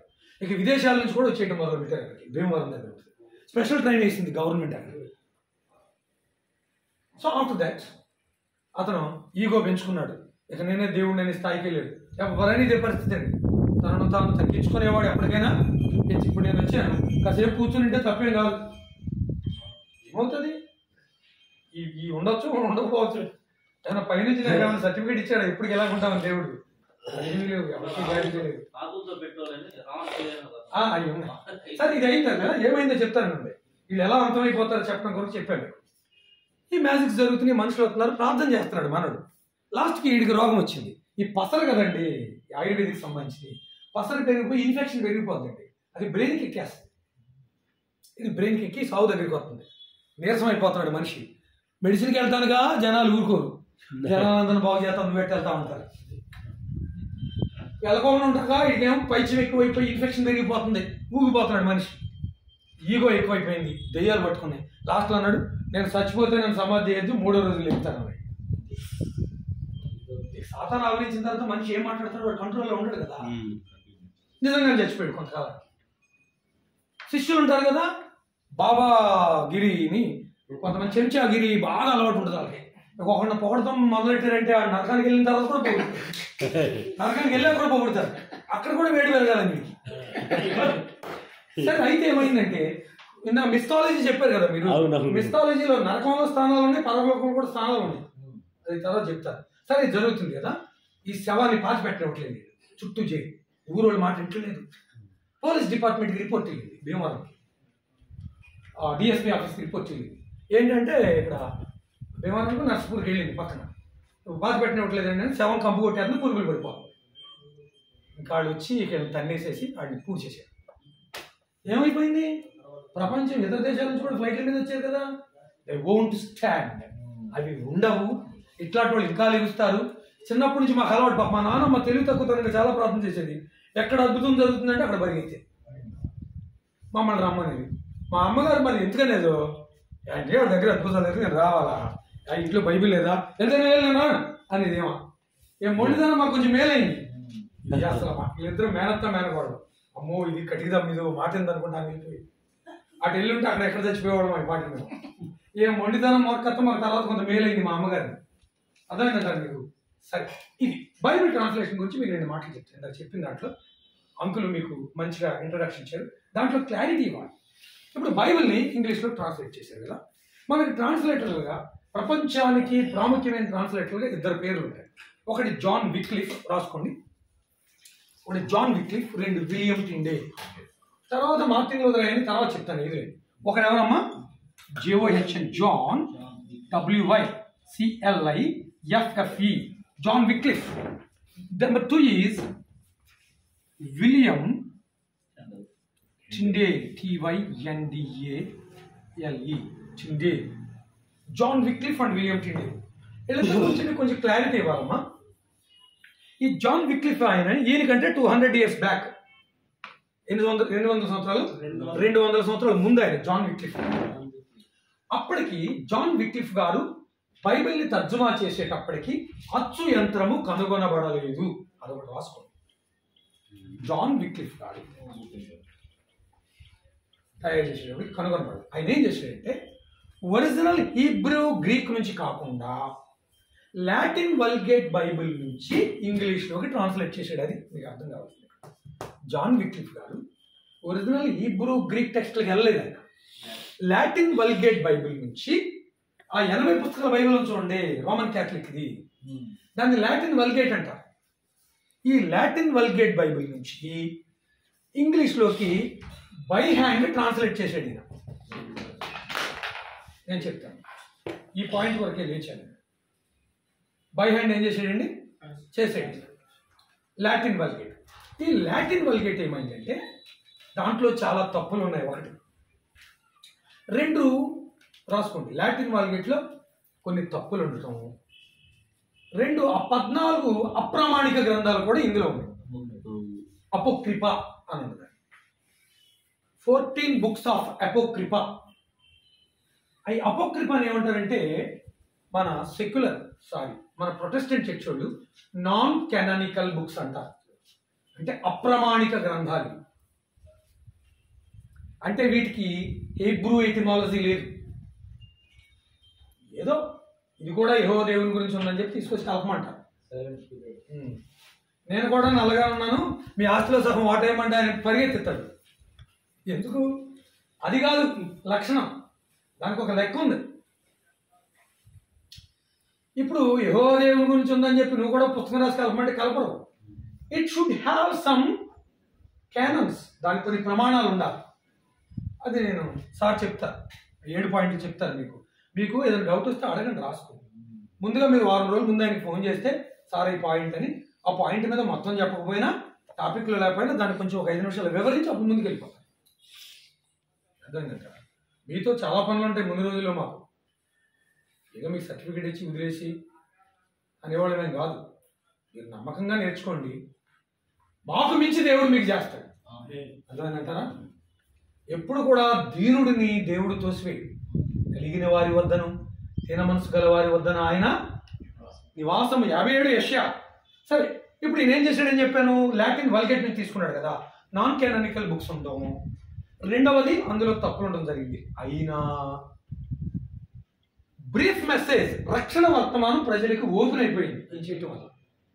ఎన్ని మిస్టేక్స్ ఉన్నా, ఎన్ని కలిగినా, మత్తయి సువార్తలో రక్షణ గురించి ఉన్నది ఎక్కడికి పోద్ది, యెషయా గ్రంథంలోనే 9:6 ఎక్కడికి పోద్ది, తర్వాత రోమపత్రిక పోదు కదా. మ్యాక్సిమం హ్యాండ్ రైటింగ్తో చాలా మందిని చూసి హ్యాండ్ రైటింగ్ మీద హ్యాండ్ రైటింగ్ ఒక్కొక్కళ్ళు నచ్చిన పుస్తకాలు, నచ్చిన గ్రంథాలను రాసేసుకుని ఇళ్లలో పెట్టుకోవడం మొదలుపెట్టారు. ఈయన ట్రాన్స్లేట్ చేసిన 100 సంవత్సరాలకి ప్రింటింగ్ ప్రెస్ వచ్చింది. ప్రింటింగ్ ప్రెస్ వస్తే ఆయన పేరేంటి, జోహన్నెస్ గూటెన్బర్గ్. ఆయన యూద బ్యాక్గ్రౌండ్ ఉన్న వ్యక్తి, జూయిష్ బ్యాక్గ్రౌండ్ ఉంది. జోహన్నెస్ గూటెన్బర్గ్ ఆయన ఏం చేశాడు, నాకు దేవుడి కృపించాడు కనుక దేవుని సేవే నేను చేయాలని ఫస్ట్ బుక్ బైబిల్ అవ్వాలి చరిత్ర అని చెప్పి బైబిల్ గ్రంథాన్ని ముద్రించాడు. ఈ బైబిల్ లాటిన్ వల్గేట్ నుంచి ట్రాన్స్లేట్ అయిన ఈ బైబిల్ని, జాన్ విక్లిఫ్ గారు ట్రాన్స్లేట్ చేసిన బైబిల్ని ఆయన 100 సంవత్సరాల తర్వాత ప్రెస్కి ఎక్కించి the first ever printed book in the world కింద చేశాడు. ప్రపంచంలో మొట్టమొదటిసారిగా ముద్రిత గ్రంథం బైబిల్ అనే పేరు తీసుకొచ్చాడు. Praise the lord. Hallelujah. Hallelujah. ఆ ఘనత వచ్చింది. ఇంగ్లీష్ కానీ అది ఒకటేమో మిడిల్ ఇంగ్లీష్ పీరియడ్, సరైన ఇంగ్లీష్ అర్థమయ్యే ఇంగ్లీష్ కాకపోవడం. ఆ రోజుల్లో వాళ్ళకి అర్థమయ్యేది. కొన్ని తప్పులు ఉంటాం, ఎక్స్ట్రా బుక్స్ ఉండటం వల్ల అది అంతగా సక్సెస్ అవ్వలేదు, అంతగా ప్రజలకి అంతగా అర్థం కాలేదు. అయితే క్లెర్జీకి అర్థమైంది. క్లెర్జీ లైటీ అంటారు. అసలు గొడవలన్నీ క్లెర్జీ లైటీ నుంచి వచ్చినాయి.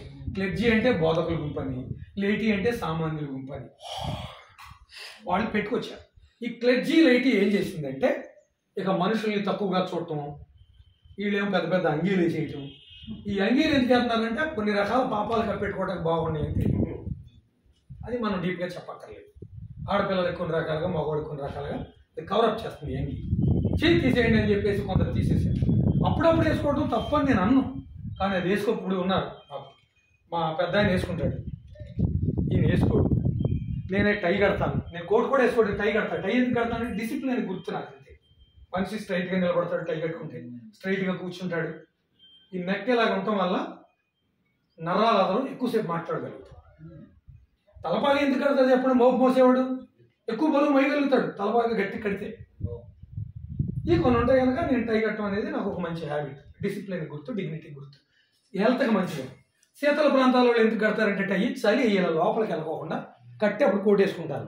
టై కూడా కట్టేవాడు కాదు, మఫ్లర్ని డబల్ వేస్తారంట, కాలర్ పైకి వెళ్ళిపోయాడు. నేను శీతాకాలం అదే వేసుకుంటాను. సరే, ఈ విషయం మనం పక్కన పెట్టు. ఇప్పుడు మనం ఎక్కడికి వచ్చాము, జాన్ విక్లిఫ్ గారు. ఈయన చేసిన తర్వాత 100 సంవత్సరాలకు వచ్చింది కదా, ఇది సరిగ్గా అర్థం కావట్లేదు మనుషులకి బైబిల్. తర్వాత ఏం చేశారంటే ఎప్పుడైతే ఇది ప్రెస్కి ఎక్కిందో క్యాథలిక్లు మేల్కొని ఈయన సమాధిని తవ్వి బ్రతకుండగా ఆయన ఏం చేయలేపారు. ఎందుకంటే ఆయన చాలా బలవంతుడు, స్కాలరు, ప్రార్థనాపరుడు. ఆయన ఏమైనా చేస్తే ప్రపంచం తిరగబడుతుందని ఏం చేయలేదు. చనిపోయిన తర్వాత ఆయన ఎముకలు కూడా బయటికి లాగి మళ్ళీ కాల్చారు ఆయన మీద కోపంతో. ఆ బైబిల్ ఎక్కడ కనపడినా కాల్ చేయటం, దాన్ని వెంటాడటం మొదలుపెట్టారు.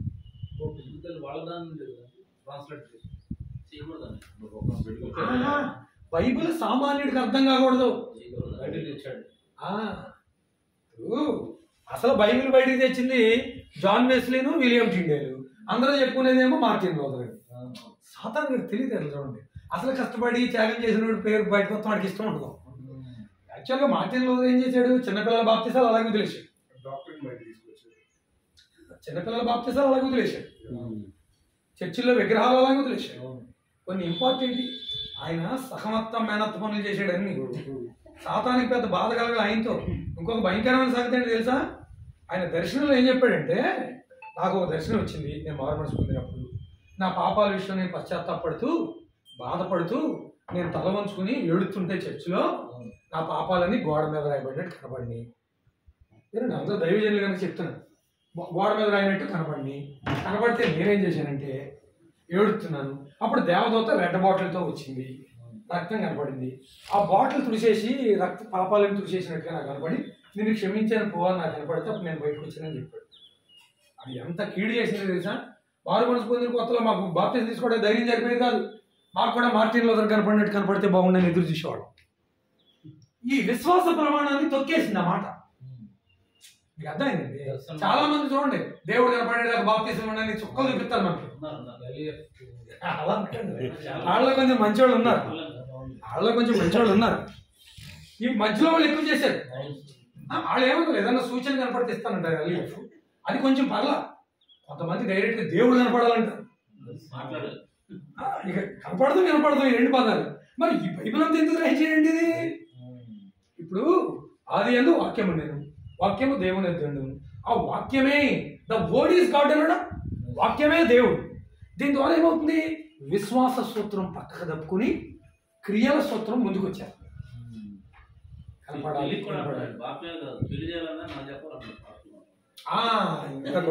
సరే. అయితే మన విశ్వాస సూత్రం గురించి మాట్లాడతాం. ఇక్కడ ఏమవుతుంది ఇప్పుడు? ఎప్పుడైతే మనం ఈ ఎక్స్ట్రా కరిక్యులర్ యాక్టివిటీస్కి ఇంపార్టెన్స్ ఇస్తామో కరికులం పోతుంది పక్కకి. కరికులం ఇది, ఎక్స్ట్రా కరిక్యులర్ యాక్టివిటీస్ అది సెకండరీ. అది ఇప్పుడు ఏ దారి లేనప్పుడు అండి. అది ఇప్పుడు దేవుడు డైరెక్ట్గా నన్ను స్వస్థపరచాలి. ఒక ఆమె లాగా ఒక విశ్వాసం. ఈ పాస్టర్ గారు తెలివి తక్కువగా రక్షణ పొందిన కొత్తలు ఏం చేశాడంటే మందులు అడగకూడదు, తప్పు, దేవుడు స్వస్థపరచాడని అలవాటు చేశాడు. ఈయన తర్వాత బల్బు పెరిగింది. బల్బు పెరిగిన తర్వాత ఈయన చెప్తులే, అమ్మ మందులు కూడా దేవుడు ఇచ్చిందే, హాస్పిటల్స్ కూడా దేవుడు ఇచ్చినాయే, నేను ఇప్పటికీ ఫర్ లైఫ్ అని ఫారిన్ మెడిసిన్ వాడతా. ఎంత రోగం, మొన్న సోరియాసిస్ నిండిపోయి కాళ్ళు పుచ్చిపోయిన ఆమెకి అక్కడ కోదాడు ఆవిడ. 21 days డైట్ ఇచ్చి నేను ఫారిన్ నుంచి ఒకటి తెప్పించి ఇచ్చాను. 20 సంవత్సరాల నుంచి 20 లక్షలు ఖర్చు పెట్టి తిరిగినా 21 రోజుల్లో మొత్తం చాపుల్స్లా రాలిపోతుంది మొత్తం. దేవుడు ఇచ్చిన ట్రీట్మెంట్ నేను చేసి. నేను చాలా రోగాలు తగ్గిస్తూ ఉంటాను. అది మాటిమాటికి చెప్పకూడదని చెప్పను. మా మదర్నే బాగు చేసుకున్నాను, నా ఆరోగ్యం కూడా అదే. సరే, అయితే ఇప్పుడు ఏం చేసింది చెప్పాడు కదా, ఆమెకి మోషన్స్ తగులుకునే ఒక విశ్వాసం. Motion తగులుకుంటే tablet వేసుకోవట్లేదు. 3 రోజులు ఉపవాస ప్రార్థన పెట్టింది. అదే ఎల్లోపారో మెట్రోజీలో వేసుకుంటే పోయేదానికి ఈయన్ని ఎన్ని రోజులు పెట్టింది? 3 రోజులు. ఆ మోషన్స్ తగ్గేదాకా ఈయన ఉపవాసం పెట్టింది. ఈ నెల ఉపవాసం ఉండి ఏం చేసాడంటే షుగర్ పెరిగిపోయి ఉపవాసం ఉంటాం 3 రోజులు. బలవంతం మా చిన్న అవుతాడు లాంగ్. 3 రోజులు కలిపి ఒకేసారి తింటాం, మళ్ళీ 3 రోజులు ఉపవాసం ఉంటాం, 3 రోజులు కలిపి 2 రోజుల్లో తింటాం. ఈయనకి షుగర్ అందుకుంది. షుగర్ అందుకుని ఎవరికి చెప్పుకోవట్లేదు, సిగ్గేసి కాలు తీసేయడానికి రెడీ అయితే హాస్పిటల్లో మనం పెట్టారు. పుండు ముదిరిపోయింది. ఈలోపు మా నాన్నగారు వెళ్ళారు. మా నాన్నగారు చేతి కింద వర్కర్ ఆయన ఒకప్పుడు షుగర్ ఫ్యాక్టరీలో. వెళ్ళి తిట్టి, ఎలా బుద్ధుందంటాను నీకు, ఎక్కడ ఉందా బైబిల్ లేదు అని చెప్పి డైట్ చెప్పి మెడిసిన్ వాడరా అని చెప్పేసి తిట్టి ప్రార్థన చేసి వచ్చాడు అనమాట. అంటే ఇక్కడ ఏమైంది? ఆయన క్రియల మూలంగా సేవ చేయాలని ఎస్టాబ్లిష్ చేశాడు. అదే ఆయన మీద తిరిగి మీరు విశ్వాసము ద్వారా కృపచేతనే రక్షణ పొందారు, అది మీ వలన కలిగినది కాదు, దేవుని వరం. విశ్వాస సూత్రాన్ని ప్రకటించండి. క్రియలు కావాలి నేను అంటలేదు. దేవుడు మాట్లాడతాడు. మన దగ్గర బైబిల్ లేదండి, అందుబాటులో లేదు. ఏం చేస్తాం? దేవుడు స్వరం మాట్లాడాల్సింది తప్పదు కదండి. ఇప్పుడు చిన్న వయసు ఉంటుంది, ఒక్కొక్కడు కొత్తగా హిందువుల్లోంచి వచ్చినట్టు ఉంటాడు, వాడికి బైబిల్ ఎలా తీయాలో తెలియదు, మాట్లాడతాడు దేవుడు, స్వరమిస్తాడు కాదండి. అది ఎప్పుడు? ఏ దారి లేనప్పుడు ఆయన ఆకాశాన్ని తెలుస్తాడు. కానీ దారి ఉండగా కూడా మూసేసి పక్కన పెట్టి, ఎదురుకుండా నీ ట్యాబ్లెట్ ఉండగా కూడా ఆపేసి నువ్వు నన్ను వచ్చి ముట్టుకుంటావు లేదా, నువ్వు కనపడతావు లేదా, వినపడతావు లేదా అంటావు అంటే దేవుడిని మనం ఏం చేస్తున్నాం? ట్రయల్ శోధిస్తాం. అలా చేయకూడదు. ఇప్పుడు నాకు తెలుసు, నాకు వైట్ రైస్ తింటే ఎలర్జీ వస్తుంది. ఎప్పుడైనా ఒకసారి తింటే ఏం కాదు, బ్రౌన్ రైస్ తినాలి. నా రుచికి నాకు నాలుగు పడదండి, అమ్మో నేను తినలేనండి, అమ్మో నాకు కడుపు నిండదండి అని చెప్పి నేను బ్రౌన్ రైస్ వైట్ రైస్ తిని గోకుండా తిరిగాను అనుకోండి, తప్పు నాది. ఆ బాధ మీకు తెలియదు. 30 సంవత్సరాలు పడ్డాను ఎలర్జీతో, ఏమీ రోగం లేదు, టెస్టులన్నీ అవుతున్నాయి. ఒక పక్కనేమో ప్రొఫెసర్గా ఉన్నాను ఇంగ్లీష్కి, అదే బీటెక్ కాలేజీ. ఇంకో పక్కనేమో స్టేట్ స్కిల్ డెవలప్మెంట్ ఏపీకి, అదేమో పీజీ వాళ్ళ క్లాస్ చెప్పాలి. ఇంకో పక్కన చర్చెస్లో నేను వాక్యం చెప్పాలి. నాకు ఒంటి నిండా ఎలర్జీ, ఏ టెస్ట్ చేసినా ఏమీ దొరకట్లేదు. ప్రార్థన చేస్తున్నాను అంతు చిక్కట్లా. నాకు ఒకరోజు భారంగా ప్రార్థన చేశాను. ఎందుకు ఇచ్చావు బ్రో మా సేవ ఇవన్నీ నాకేంటి? ఎవరో చెయ్యట్లు లాకెళ్ళినట్టు వెళ్ళిపోయాను. ఆ వస్తువు కొన్నాను, ఏదో 2-3 వస్తువులు తిన్నాను. ఈవినింగ్ కల్లా నాకు కంట్రోల్ అయింది. ఎందుకు కంట్రోల్ అయింది అని చెప్పి దాని మీద గూగుల్లో రీసెర్చ్ చేస్తే alkaline is the medicine for some sort of allergies అని వచ్చింది. ఏంటది? ఆల్కలైన్. అప్పటి నుంచి ఆల్కలైన్ ఫుడ్ మీద పడ్డాను నేను. సరే జీవితంలో మరి షుగర్లో బీపీలు రాకుండా రెండే 2 పాయింట్లు బయలుపరిచాడు. Reduce carbohydrate, increase alkaline. అంతే. ఏ అనారోగ్యం అసలు ఎటు పోయిందో తెలియదు. మాట్లాడితే ముక్కు గారటం, కడుపులో నొప్పి, మౌత్ అల్సర్ ఏదో ఒకటి వస్తూ ఉండేది నాకు. But I don't have anything now. ఇప్పుడు నేను ఏమీ తినకోకుండా, ఏమీ చేయకోకుండా, నా జహ్వా చేపల్ని కొద్ది నాకు ఇష్టం వచ్చి నేను తినుకుంటా, నేను శోధించి అంకుల్ నాకు ప్రార్థన చేయండి, సామ్యుల్ రాజు గారు నాకు ప్రార్థన చేయండి, నాకు దొరద వచ్చేస్తుందండి, నాకు తోళ్ళు పోతున్నాయండి, నేను గోకేసుకుంటున్నానండి అన్నాను. అవివేకం ఏంటది? జాగ్రత్తగా రండి. హృదయంలో నుంచి బయటకు వచ్చే పాపాల్లో వ్యభిచారం ఉంది, దొంగతనం ఉంది, అవివేకం కూడా ఉంది. వ్యభిచారం ఎంత పాపం, అవివేకం కూడా అంతే పాపం. నరహత్య ఎంత పాపం, అవివేకం కూడా అంతే పాపం. కనుక వివేకం అనేది చాలా అవసరం. ఏంటది? దాన్ని ఇంగ్లీష్లో డిజర్నమెంట్ అన్నారు. డిజర్నమెంట్ ఏంటంటే అది డిజర్నమెంట్ వేరు, డిస్కషన్ వేరండి. డిస్కషన్ అంటే విచక్షణ. డిజర్నమెంట్ అనేది సైకలాజికల్ వర్డ్, ఇది పెద్దది. డిస్కషన్ అంటే ఏంటంటే తాగుపోతాడు, డిస్కషన్ విచక్షణ కోల్పోతాడు, తాగి మొత్తగా తగ్గిపడిపోయాడు. అది డిజర్నమెంట్ అంటే ఏంటి? మనకు సంబంధించింది. డాక్టర్నల్గా, సోషల్గా, లీగల్గా ఒక విషయాన్ని ప్రాపర్గా డిసైడ్ చేయగలిగి, ప్రాపర్గా డిజర్న్ చేయగలగాలి. అది మనకు అవసరం. కనుక దేవుడు మనకి బయలుపరిచిన విషయాలు ఇది వచ్చేసాం కదా. మనం జాన్ విక్లిఫ్ గారిది క్లియర్ అయింది కదా మీకు. ఆయన అంత మంచి పని చేశాడు. అయితే ఎంత ఆయన బైబిల్స్ని బ్యాన్ చేసినా, ఎంత భయపెట్టినా, ఆయన రాసినటువంటి రాతప్రతుల్లో ఉన్నటువంటి ఉన్నాయి చూడండి, ఆయన రాసిన కరపత్రాలు కానివ్వండి, ఆయన రాసిన సువార్తలు అయినాయి కదా, అవి హ్యాండ్ రైటింగ్ రాసేసుకున్నారు. చాలా మంది చూసేస్తున్నారు. రాసేసుకుని వాళ్ళు ఇళ్లలో పెట్టేసుకుంటే రక్షణ మర్మం బయటకు తెలిసిపోవడం మొదలుపెట్టి ఈలోపు ఈయన ఆక్స్ఫర్డ్ యూనివర్సిటీలో ఎంఏకి వెళ్ళాడు, విలియం కింగ్. అప్పుడే కొత్తగా ఎరాజ్మస్ అనే గ్రీక్ స్కాలర్, ఎవరైనా ఎరాజ్మస్ అనే గ్రీక్ స్కాలర్ మోడర్న్ గ్రీక్ లాంగ్వేజ్లోకి క్రొత్త నిబంధనను ట్రాన్స్లేట్ చేసి ఆ యూనివర్సిటీ లైబ్రరీలో పెట్టండి. అది చదివాడు. ఇదేంటి ఇలా ప్రకటిస్తున్నారు వీళ్ళు? అసలు ఎక్కడ లేదు విశ్వాసం ద్వారా రక్షణ ఉంది. వాళ్ళేమో పాప పరిహార పత్రాలు అమ్ముతున్నారు, వివాహాలకి ఇది అమ్ముతున్నారు, తర్వాత మనల్ని కూర్చోబెట్టేమో పర్గేటరీ అంటున్నారు, మరియమాత అంటున్నారు. అసలు క్రీస్తు నామం తప్ప మరో నామానికి చోటు లేదు. అసలు ఇవన్నీ ఎక్కడి నుంచి తీసుకొచ్చారు? అసలు ఈ బైబిల్ని బయటకు తీసుకొస్తానని చెప్పేసి ఈయన ఒరిజినల్ గ్రీక్లో నుంచి న్యూ టెస్ట్మెంట్ ట్రాన్స్లేట్ చేసి చేస్తూ ఆయన ఎపిస్కోపల్ అథారిటీ, పాపసీ అథారిటీ ఒక రకంగా చెప్పాలంటే. పాపసీ అంటే ఏ రిలీజియస్ రూలింగ్ కమ్యూనిటీ, మత పెద్దల సమూహము. పాపసీ అంటే ఏంటంటే మత పెద్దల సమూహం అని అర్థం రాస్తుంది. పాపసీ అనగా a religious elders team. Papacy means a team of religious elders. ఎలా రాసుకుని ఉంటానండి? పాపసీ అనగా మత పెద్దల సమూహం.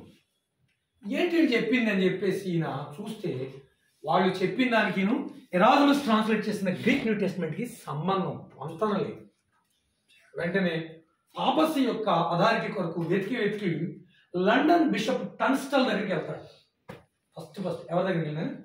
Bishop Tunstall, TUNSTOL, bishop Tunstall of London. ఇది లైట్గా రాస్తుంది అనమాట. ఈయన ఎందుకు వెళ్ళాడంటే Tunstall, TUNSTOL, Tunstall of LONDON. చిన్నప్పుడు ఇది కోరసుల్లో నేర్పించారు. బిషప్ టన్స్టల్ దగ్గరికి వెళ్తాడు. ఎందుకు వెళ్ళాడండి? ఆథెంటిక్గా ఆడి పర్మిషన్ ఇస్తే స్పీడ్గా పంచిపెట్టేయచ్చు, ప్రింట్ చేసేసి బైబిల్స్ అని. వీడు ఒక పెద్ద యాక్టర్. ఈ టన్స్టల్ కూర్చోబెట్టి ఈయన ఆల్రెడీ ట్రాన్స్లేట్ చేసిన పేపర్స్ కొన్ని శాంపుల్స్ చూసి ఎంత స్కిల్ ఉందా, నాకు కూడా నీలాగానే స్కిల్ ఉంది, కానీ మనం వసంత ఋతువు వచ్చేదాకా ఆగాలి, కాలం వెంటనే రాదు, మనం పరిగెత్తుతున్నామని కాలం పరిగెత్తదు, కొంతకాలం ఆగు అంటాడు. ఈయన అంటాడు, what does say 147th Psalm, 147వ కీర్తన ఏం చెప్పిందండి? వేగముగా దేవుని వాక్యం పరిగెత్తున్నాను కదా, మీరు ఆగమంటారు ఏంటని కౌంటర్ ఇస్తాడు. ఆయన కోపం వచ్చేది, ఎంత పెద్దోడిని నన్నే అంటావా, తర్వాత చూద్దాం, బయటకు వెళ్ళిపోమంటాడు. ఎక్కడ లండన్లో తిరిగినా ఈయన ఎదిరిస్తూ ఉంటారు. ఈయన ఆల్రెడీ ఒకసారి పట్టుకుని నువ్వు పాపసీకి వ్యతిరేకంగా ప్రసంగం చేయడానికి ఒకసారి డైరెక్ట్గా పబ్లిక్లో ఇట్లాంటి 4 roads స్క్వేర్లో జంక్షన్లో నిలబడి చెప్పేస్తాడు, బైబిల్ ఎలా చెప్తుంది, విశ్వాసం ద్వారా రక్షణ అని, వీళ్ళేంటి ఎలా చెప్తున్నారు మీకు. ఆయన్ని అరెస్ట్ చేయడానికి పిలిచి లాస్ట్ వార్నింగ్, మరొకసారి ఇట్లా స్పీచ్ ఇస్తే నేను అరెస్ట్ చేస్తున్నాం అంటాడు. ఆయన అప్పుడు ఎక్కడున్నాడు? సర్ జాన్ వెల్ష్ ఇంట్లో. Sir John Welsh, sir JOHN John, WELSH, sir John Welsh. ఇది చాలా ఇంపార్టెంట్ పర్సన్, అందుకే చెప్తాను. ఎంత ఇంపార్టెంట్ మీకు అర్థం ఉంది. సర్ జాన్ వెల్ష్ గారి పిల్లలకి ట్యూషన్ టీచర్గా జాయిన్ అయ్యాడు. యాక్చువల్గా ఏంటి, యూనివర్సిటీ ప్రొఫెసర్ అవ్వాల్సినోడు అక్కడికి వెళ్తే టైం ఉండదు నాకు బైబిల్ ట్రాన్స్లేట్ చేయటం, కానీ యూనివర్సిటీ ప్రొఫెసర్ లెవెల్ వదిలిపెట్టి స్కూల్ పిల్లల ట్యూషన్ టీచర్ వరకు తగ్గించుకున్నాడు. నాకు కూడా ఇచ్చేది పార్ట్ టైంకి 35,000 ఇచ్చేవాడు ఒక చోట, ఒక ఇంటర్నేషనల్ స్కూల్. ఇది కేవలం నేను గ్రామర్ డిస్కస్ చేయాలంతే. సువార్త కరపత్రాలు పంచి కొంచెం అగ్రెసివ్గా ఉన్నానని ఇల్లురా బాబు అన్నాడు. ఒక 3 నెలల తర్వాత ₹1,00,000 ఇచ్చి ఇల్లురా బాబు అన్నాడు. కానీ నేను అందరికీ సువార్త ప్రకటించినప్పటికీ ప్రతి వ్యక్తికి పర్సనల్ ప్రీచింగ్, గాస్పల్ ట్రాక్ట్స్ ఇచ్చేది. సరే, సర్ జాన్ వెల్ష్ ఎవరు అనుకుంటున్నారా మీరు? సర్ జాన్ వెల్ష్ సాక్షాత్తు డైరెక్ట్గా హెన్రీ VIII ఇంగ్లాండ్ రాజుకి ముఖ్య స్నేహితుడు అనమాట. ఆయన కింగ్ హెన్రీకి ముఖ్య స్నేహితుడు. ఆ స్నేహితుడి పిల్లలకి ట్యూషన్ చెప్తున్నావు కనుక నేను వదిలేస్తున్నాము, అదే కోళ్ళైతే పాటికి నిన్ను వాయిదా చేయడం అన్నారు. ఏం చేయాలి అర్థం కాక ఆయన కన్సల్ దగ్గరికి వాడు మోసం చేశాడు. ఎక్కడ చేసి నేను తరుగుతున్నాను. జర్మనీకి పారిపోయి అక్కడ కంప్లీట్ న్యూ టెస్టిమెంట్ ట్రాన్స్లేట్ చేసేసాడు. 1525కి ఫుల్ ఫ్లెడ్జ్డ్ న్యూ టెస్టిమెంట్ బయటకు వచ్చింది, ఏ తప్పులు లేకుండా ఇంగ్లీష్లో. 1525కి ఏమొచ్చేసిందండి? Full fledged pocket size New Testament వచ్చేసింది. పాకెట్ బైబిల్ చిన్నదంతా చూసారా, ఒక వ్యక్తి కోటు బ్యాగ్లో పెట్టుకుని న్యూ టెస్టిమెంట్ వెళ్ళిపోవచ్చు. అవి చేసి జర్మనీ నుంచి ఏం చేశాడంటే, ఆయన జర్మనీ నుంచి బ్రిటిష్కి వెళ్ళే ఓడలు ఉంటాయి కదా, ఇది సరుకులు తీసుకెళ్లే ఓడలు, ధాన్యపు బస్తాలు. ఆ ధాన్యపు బస్తాలు అడుగున సగం న్యూ టెస్టిమెంట్లు, పైన ధాన్యం వేసి స్మగుల్ గూడ్స్ ద్వారా పంపించేస్తే ఇంగ్లాండ్ లో ఎక్కడ చూసినా న్యూ టెస్టిమెంట్ లేదు. కింగ్ హెన్రీ అంటాడు, where are they coming from, wherever we see there are the Bibles, where are they coming from, ఎక్కడి నుంచి వచ్చేస్తున్నాయి, ఎక్కడ చూసినా బైబిల్స్ కనపడుతున్నాయి అని ఎంక్వైరీ చేస్తే వాడు పారిపోయి అక్కడ ఉన్నాడు, అక్కడి నుంచి తగలెట్టేస్తాడు మొత్తం అని చెప్పి న్యూస్ వచ్చింది. అప్పుడు కుట్ర చేసి మనుషులు పంపిస్తారు. అప్పటికి ఓల్డ్ టెస్ట్మెంట్ హెబ్రీ నుంచి ట్రాన్స్లేట్ చేయడం స్టార్ట్ చేసేసాడు. అప్పటికి ధర్మశాస్త్రం కూడా ట్రాన్స్లేట్ చేసేసాడు. అప్పుడు ఆయన అక్కడ ఉండి ఫస్ట్ పీటర్ వ్యాగన్ గారిని పంపుతారు, భక్తిపరుడు. ఆయన వెళ్ళి టిండేల్ గారిని చూసి, బాబు నీ ముఖం చూస్తుంటే నాకే బాధ అవుతుంది, నువ్వు ఎంత సేవ చేస్తుంటే నేను మేమే చేయటం ఎందుకని చెప్పి ఇక్కడికి వెళ్ళిపోయి రాజుగారితో అంటాడు, ఆయన ఎక్కడున్నాడు ఎవరికి అర్థం కావట్లేదు, నేను ఆయన పట్టుకోలేకపోతున్నాను, నా వల్ల కాదు, ఆయన వాళ్ళు ఇక్కడ కలుపుతున్నాడు, రేపు ఎక్కడో కనపడుతున్నాడు కనుక నేను ఆయన పట్టుకోలేను, నేను ఆయన అరెస్ట్ చేయలేను, నా వల్ల కాదని చేతులు ఎత్తారు. లాస్ట్ గమనించండి ఏం జరిగింది. సేమ్ ఇస్కరేతు యూదాలాగా వాళ్ళు ఏం చేశారంటే, ఇంగ్లాండ్ దేశంలో అంతటిలో దుష్టుడు, దుర్మార్గుడు, విలను, స్కౌండ్రల్ అని ఒకటి పట్టుకున్నారు. వాడి పేరు హెన్రీ ఫిలిప్. వాడి పేరు ఏంటండి? హెన్రీ ఫిలిప్ అనే విలన్ని పట్టుకుంటారు. వాడి గురించి ఏమని తెలుసా? Is the scoundrel, a villain and disobedient to his parents. వాడు దేశంలోకి వెళ్ళి అత్యంత స్కౌండ్రల్, విలను, తల్లిదండ్రులకు అత్యంత అవిధేయుడైనటువంటి కుమారుడు. వాడిని పట్టుకొచ్చి వాడికి వార్నింగ్ ఇస్తారు, నువ్వేం చేస్తావు తెలియదు, టిండేల్ అనేవాడిని తీసుకురాకుండా వస్తే నువ్వు భూమి మీద ఉండవు అన్నంతగా వార్నింగ్ ఇస్తారు. వాడిని ఎవడేం చేయడు, వాడు దుర్మార్గుడు, వాడికి కూడా డబ్బులు కావాలి కదా. వెళ్తామే చూడండి, మనం ఎట్లా ఇరుక్కుంటామో చెప్తాను, మీరు చాలా జాగ్రత్తగా ఉండాలి. వెళ్తామే ఆయనకు ఒక మంచి స్నేహితుడు, ఆయన పేరు చాలా మంచి స్నేహితుడు, ఒక కుటుంబం, ఒక ల్యాండ్ లార్డ్ అనమాట, బిజినెస్ మ్యాన్. ఆయన ఇంట్లో ఒక పోర్షన్ ఇచ్చేస్తాడు, ఆఫీస్కి, ప్రింటింగ్కి, ట్రాన్స్లేషన్కి, ఇంట్లో వచ్చిన టీం ఉంటాయి. అంత మంచి వ్యక్తి. ఆయన ఇంట్లోకి ఈయన వెళ్తున్నప్పుడు వీడు కోటుప్పు తీసి కరపత్రాలు చేతితో పట్టుకునే, కరపత్రాలు పంచి అలసిపోయానండి, టిండేల్ అంటే మీరేనా అంటాడు వచ్చి. ఈయన అనుకున్నాడు, ఎంత మంచి సువార్థికుడు వచ్చాడు ఇంగ్లాండ్ నుంచి అనుకుని వాడిని ఆహ్వానించి దగ్గర తెచ్చుకుంటాడు. ఆ ఇంటి వాళ్ళని వెంటనే అంటాడు, టిండేల్ ఎక్కడి నుంచి వచ్చాడు ఇతను, తన ఫేస్ చూస్తుంటే నాకు నమ్మాలనిపించట్లేదయ్యా, ఎందుకు ఇట్లాంటి తీసుకొచ్చావంటే ఆయన వార్నింగ్ ఇస్తాడు, నన్ను ఎలా చూసుకుంటావు వాడిని కూడా అలాగే చూసుకోండి. సువార్థికుడు బాధపడుతూ వాడికి సకల సపర్యలు చేస్తారు. వాడు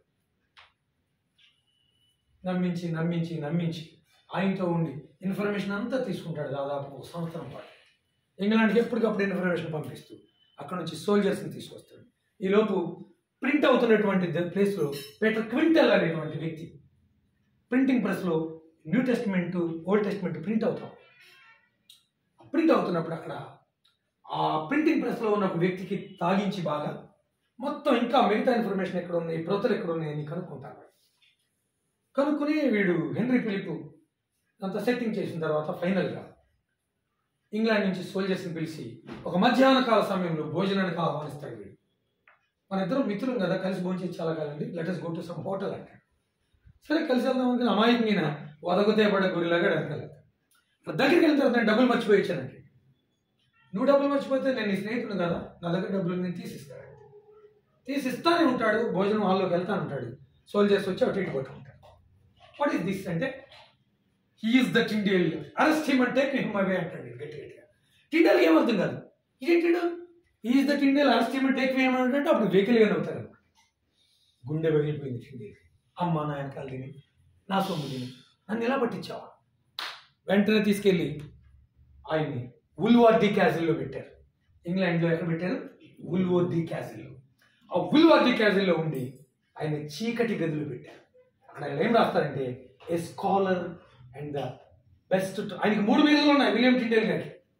ఒకటి కెప్టెన్ ఆఫ్ ద ట్రాన్స్లేటర్స్ అంటారు, రాసుకోండి. 3 టైటిల్స్ ఆయనకి. ఈ హ్యాస్ 3 టైటిల్స్ అని రాసుకోండి ఇంగ్లీష్లో. ఈ హ్యాస్ 3 టైటిల్స్. సార్ మీకు కొంచెం చెప్పొచ్చేది కల అవి అంతగా తిరగట్లు ఆటలతో ఎలాగ బాగా జరుగుతుంది. 3 టైటిల్స్ అమ్మ అవి. సరే 3 వేస్తాను. 3 titles. Number 1 captain of the translators, అంతేనా? Captain of the translators, TRANSLA translators. Number 2 father of English Bible. Number 2 father of, అసలు ఇంగ్లీష్ బైబిల్ లేని ప్రపంచాన్ని ఊహించండి ఒకసారి. అసలు ఇంగ్లీష్ లాంగ్వేజ్ లేని ప్రపంచాన్ని ఊహించడం చూద్దాం ఎట్లా ఉండదు. Father of English Bible. Number 3 architect of English language. ఏమంటారు? Architect, ARCHI, architect, TECT, tect of English language.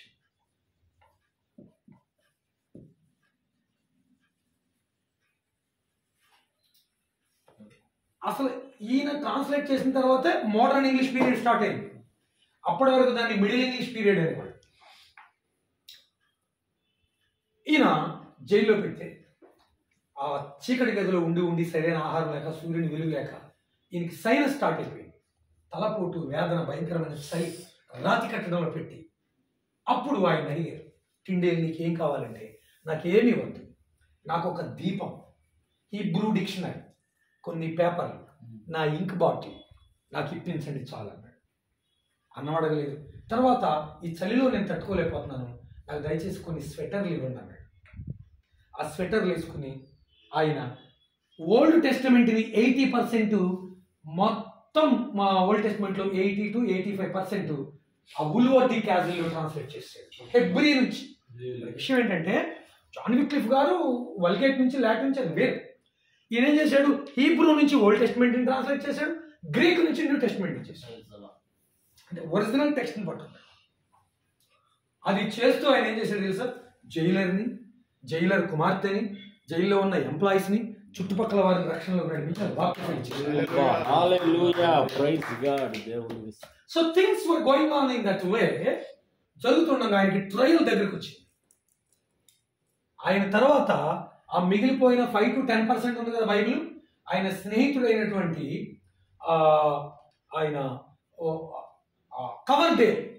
కవర్డేల్ అనే స్నేహితుడు ఆ మిగతా 10% ట్రాన్స్లేట్ చేసి కవర్డేల్ మిషన్ అని పెట్టి ఫస్ట్ ఫుల్ ఇంగ్లీష్ బైబిల్ని, ఆయన చేసిన ఇంగ్లీష్ బైబిల్ని ట్రాన్స్లేట్ చేసి WT అని మధ్యలో పేర్లు పెట్టి దానికి with the kind permission king James ఇచ్చాడు కనుక king James version first release చేశారు.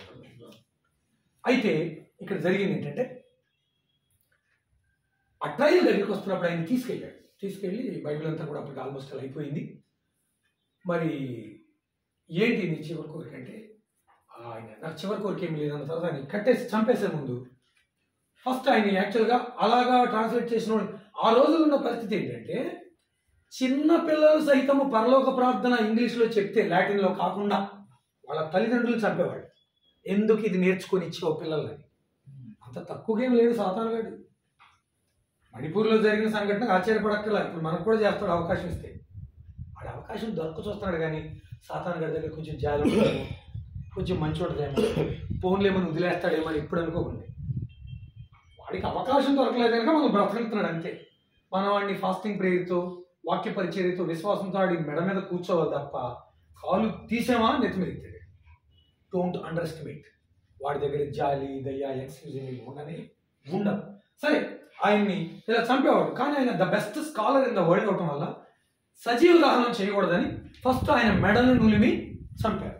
స్టేక్ కట్టి ఒక పోలి కట్టేశారు. ఆయన చివరి ప్రార్థన ఏం చేశాడంటే, lord open the king of England's ice. అది లాస్ట్ సెంటెన్స్ అంటే రాసుకోండి. The last sentence of William Tyndale. Quotations లో రాసుకోండి. The last sentence of William Tyndale అని కామా పెట్టి కొటేషన్ స్టార్ట్ చేయండి. లార్డ్ ఓపెన్ ద కింగ్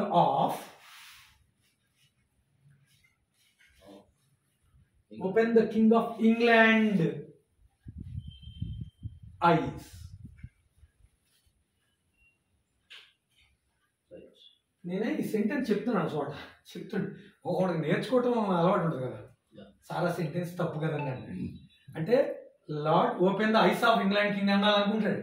వాడికి తెలిసిన గ్రామర్ నాలెడ్జ్ చెప్పాలి. ఇట్లాంటి వాళ్ళు అక్కడక్కడ తగులుతారు. Lord open the king of England. ఆ సెంటెన్స్ పూర్తిగా ఇదిలో ఉంటుంది. ఒరిజినల్ గ్రామటికల్ స్ట్రక్చర్ అది. నేటివ్ ఇంగ్లీష్ స్పీకర్స్ అనమాట. ఈజీగా అర్థం. సరే, ఈ విషయాలు జరుగుతున్నాయి కదా. ముందు ఆయన మెడ, ఈ ప్రార్థన అవుతుంది కదా, ఆయన మెడ నిలువే stake. He was tied to a stake. ఒక పోల్ కట్టారు. మెడ నిలువ మీద కానీ చనిపోయాడు. అప్పుడు ఆయన బాడీని కాల్చేశాడు. That was the end of William Tyndale. ఆ ప్రార్థనకు ఫలితం ఆయన చచ్చిపోయిన జస్ట్ 10 years లోనే కింగ్ జేమ్స్ హృదయం కదిలించబడి మారిపోయాడు. అంటే మారిపోవడం అంటే కథోలిక్ చర్చ్ యొక్క సిద్ధాంతాలు నాకు అవసరం లేదు నా దేశంలో ఎదిరించి every Protestant Bible should be distributed to each and a copy should be given to each and every church building in England అని ఒక రెజల్యూషన్ పాస్ చేశాడు. ఒక కింగ్ జేమ్స్ ఇంగ్లాండ్ లో ఉన్న ప్రతి ఇండిపెండెంట్ చర్చ్ కూడా ఒక ప్రొటెస్టెంట్ బైబిల్ కాపీ ఇవ్వాలి అని చెప్పి ఆ టిండేల్ బైబిల్ ని ప్రింట్ చేయించి ప్రతి చర్చ్ ఒక కాపీ ఇంగ్లీష్ లో ఇచ్చేసాడు. That is the original. New king James version దాంట్లో నుంచి వచ్చింది. ఫస్ట్ దాన్ని కవర్డేల్ బైబిల్ అన్నారు, తర్వాత ఈ బైబిల్ అన్నారు. కానీ మధ్యలో WT ఉండేది అనమాట, కొత్త పాత్ర మంది William Tyndale. That is the అందులో నుంచి వచ్చినాయే మొత్తం బైబిల్స్ ఇప్పుడు ఇంగ్లీష్ బైబిల్ నుంచి వచ్చినాయి. కనుక this is the brief history of the Bible and the church history. 66 బుక్సే. ఇప్పుడు టిండేల్ ఇది విక్లిఫ్ గారు లాగా మొత్తం చేయలేదు ఆయన. Only 60 canonical books. టిండేల్ గారు పక్కా హీబ్రూకి that too 66 canonical books only. అమూల్ స్కాలర్ కాదు ఆయన, అమూల్ స్కాలర్ కాదు. లేకపోతే ఈ 3 మాటలు ఆయనకి ఎందుకు రాణిస్తారు? మీకు ఇంకొక విషయం చెప్తాను. ఇక్కడ లిటరేచర్ టచ్ ఉన్న వాళ్ళు ఉన్నారు ఇంగ్లీష్లో. విలియం షేక్స్పియర్ గురించి అంత ఎంతో తెలిసిన చేయబోకెత్తండి. విలియం షేక్స్పియర్ ఎవరంటే a stable keeper before drama theatre. Cinema hall దగ్గర సైకిల్ స్టాండ్ దగ్గర ఉండే కుర్రోడు ఉంటాడు చూడండి, అది విలియం షేక్స్పియర్. విలియం షేక్స్పియర్ జీవితం. డ్రామాశాల ముందు గుర్రాలను కట్టేస్తారు కదా, ఆ రోజుల్లో గుర్రాల మీద గాడిదల మీద ప్రయాణం చేశారు. గుర్రాలు గాడిదలు కట్టేసేసి వాళ్ళ దగ్గర టికెట్లు అమ్ముకునే ఒక బాయ్ 5వ తరగతి చదివాడు. ఇతను టిండేల్ కరపత్రాలు, టిండేల్ బైబిల్ బాగా టిండేల్ వొకాబులరీ వంట పట్టించుకున్నాడు. టిండేల్ లిటరేచర్ నుంచి ట్రాన్స్లేట్ చేసి డ్రామాలు రాసి ఎక్కడ కూడా నేను బైబిల్ నుంచి నేర్చుకున్నాను, దైవజనుడు టిండేల్ దగ్గర నుంచి నేర్చుకున్నాను అన్నమాట బయటికి రానివ్వకుండా మెయింటైన్ చేసుకొచ్చే లైఫ్ చేసుకొచ్చి లాస్ట్ ఏమైందంటే the biggest and greatest writer అంటారు కదా ఇంగ్లీష్ లో, విలియం షేక్స్పియర్ అని బట్టకుండా వేసుకుని కూడా జోపాలు వేసుకుని కనపడతారు. లాస్ట్ ఎట్లా చచ్చిపోయాడు తెలుసా? మెంటల్ వచ్చి పిచ్చి కేకలు వేసి అరుచుకుంటూ చచ్చిపోయాడు కొన్ని సంవత్సరాలు. ఎక్కడి నుంచి వచ్చింది జ్ఞానం? దేవుని వద్ద నుంచి వచ్చింది. దేవుడు ఇస్తే వచ్చింది. ఎందుకు ఇప్పుడు ఎలాన్ మస్క్ మారలేదా? ఒక్క దెబ్బ కొట్టేటప్పటికి గింగిరలు కింద పడ్డాడు. దాని మీద చేశారు. ఏమవలా ఆయన యేసు ప్రభు ఉన్నాడు అనుకోండి, ఉండుండొచ్చు, కానీ క్రిస్టియానిటీ అంటే నాటకం ఆడుతున్నాడు. ఈలోపు సాతాను మెల్లగా ట్రాప్ చేశాడు ఫ్యామిలీని. కొడుకెళ్ళిపోయి ట్రాన్స్జెండర్ అయిపోయాడు. కొడుకెళ్ళిపోయి ఏమైపోయాడు, అన్న తండ్రి హృదయం కదిలిపోయింది. పిల్లల్ని ప్రేమించినట్టు ఏం ప్రేమిస్తామండి, ఎవరైనంతే. ఇన్ని మాటలు చెప్పినా నాకు గంటకోసారి నా పెద్ద కూతురు చిన్న కూతురు కూర్చోద్ది. అది జేమ్స్ అంకుల్ అయితే వాళ్ళ అమ్మాయి గురించి ఒక రోజు ఒకసారి చెప్పకుండా ఉంటాం, నేను చూడలేదేమో, ఏదో టైంలో డైరెక్ట్గా చెప్తా ఉంటాడు. అందరికీ అంతే. 12 మంది పిల్లలు ఎలా ఎంతమంది, ఆ కొడుకు గురించి చెప్పుకుంటా ఆయన బాధ చూడండి. నా కొడుకుని ఎవరో బ్రెయిన్ వాష్ చేశారు, క్రైస్తవ సిద్ధాంతాలు బలంగా ప్రకటించబడి నేర్పించబడి ఉంటే ఈనాడు నా కొడుకు అలా ఉండేవాడు కదని చెప్పి ట్రంప్కి పూర్తిగా మద్దతు ఇచ్చి పబ్లిక్ గా క్రైస్తవ్యాన్ని వెనక తిరిగి తీసుకురావాలని తన వంతు ప్రయత్నం తను చేస్తూ డైరెక్ట్ స్టేట్మెంట్లు ఇస్తున్నాడు. దాని మీద నేను క్లిప్ చేశాను. ఎవరిని ఎక్కడ కొడితే ఎక్కడ పడుతుంది, ఎందుకు అంతో ఇంతో యథార్థత ఉన్నవాడిని అయితే అలా లాక్కుంటాడు దేవుడు. ఈ యథార్థత లేకుండా వేషధారంతో నటించే ఉంటాడు చూడు, ఆయన షేక్స్పియర్ని వదిలేసినట్టు వదిలేస్తాడు. ఎంత పేరైనా సంపాదించు, లాస్ట్కి పట్టాల్సిన గతి పడుతుంది. ఎందుకంటే దేవుని అసలు సమస్తం క్షణక్షణం ఆయన ఇచ్చిన ఊపిరి పీల్చుకుంటూ, అవును, ఆయన ఇచ్చిన భూమి మీద ప్రతి అడుగు వేస్తూ, ఆయన ఇచ్చిన రిలేషన్స్ అనుభవిస్తూ, ఆయన ఎవరో తెలియదంటే, ఇంట్లోకి వచ్చాను, ఆయన వేసిన కుర్చీలో కూర్చుంటాను, ఆయన పెట్టిన అన్నం తినేసుకుంటా, ఆయనకి ఎదురుకుండా రాజకీయం చేసుకుంటూ తిరుగుతాను అనుకోండి. ఇంట్లో ఒక పూట చూస్తాడు ఆయన, పూట చూసి ఇదేం బాగా వీడిని తెచ్చుకున్నాను అనుకుంటాడు. రెండో పూట బాబు అలా పద్ధతి కాదంటాడు.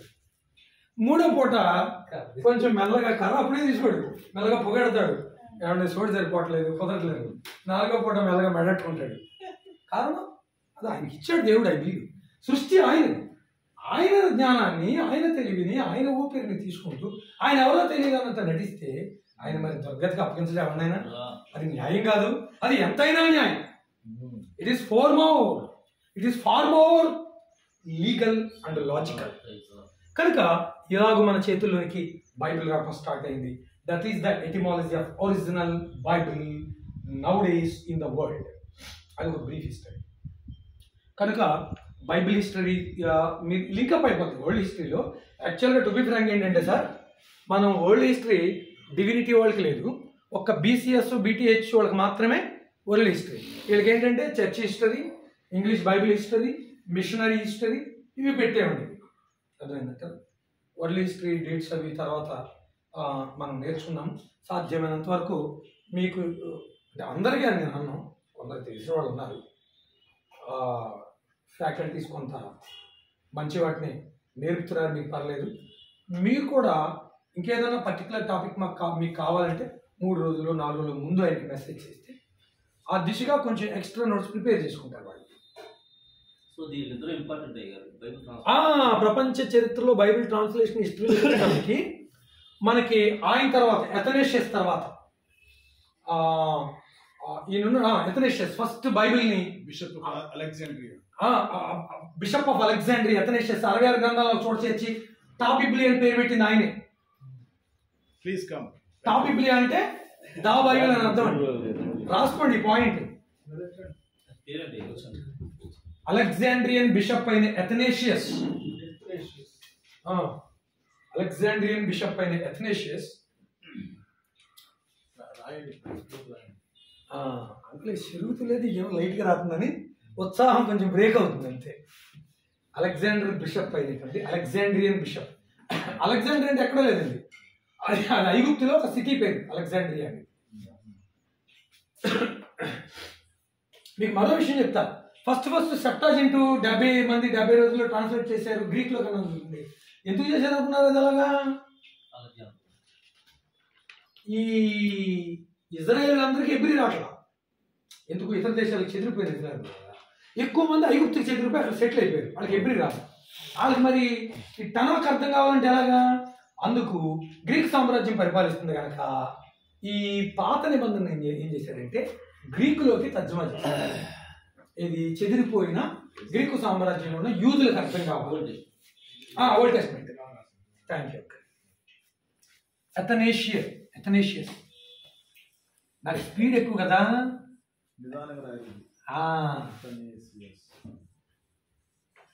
అదే బిషప్ సెప్టా. అప్పుడు అవ్వాలి స్టోరీ చెప్తాను. అప్పుడు ఎప్పుడు క్రీస్తుకు పూర్వము వినండి, క్రీస్తుకు పూర్వము దాదాపు 200-250 సంవత్సరాల క్రితము పాత నిబంధన గ్రీకులోకి వచ్చేసింది. హెబ్రీలో ఉన్న పాత నిబంధన. మీరు లాజికల్గా పాయింట్ గుర్తుపెట్టుకొని రాసుకోండి. దేవుడికి తెలుసు ఇదంతా గ్రీక్ భాషలోకి రావాలి తర్వాత. సృష్టించక ముందే ఆయన అన్ని ఎరిగినవాడు కదా. కొత్త నిబంధన గ్రీకులో రాయబడితే ఆయనకు తెలుసు. ఇప్పుడు వీళ్ళు ఏం చేశారు, ఇజ్రాయేలీలు ఆ పాత నిబంధన 66 గ్రంథాలు 39 గ్రంథాలు క్రీస్తుకు పూర్వము 600 సంవత్సరాల కాలంలో పూర్తయిపోయింది. వాళ్ళు ఆల్మోస్ట్ వాళ్ళు పోగు చేశారు చోటకి.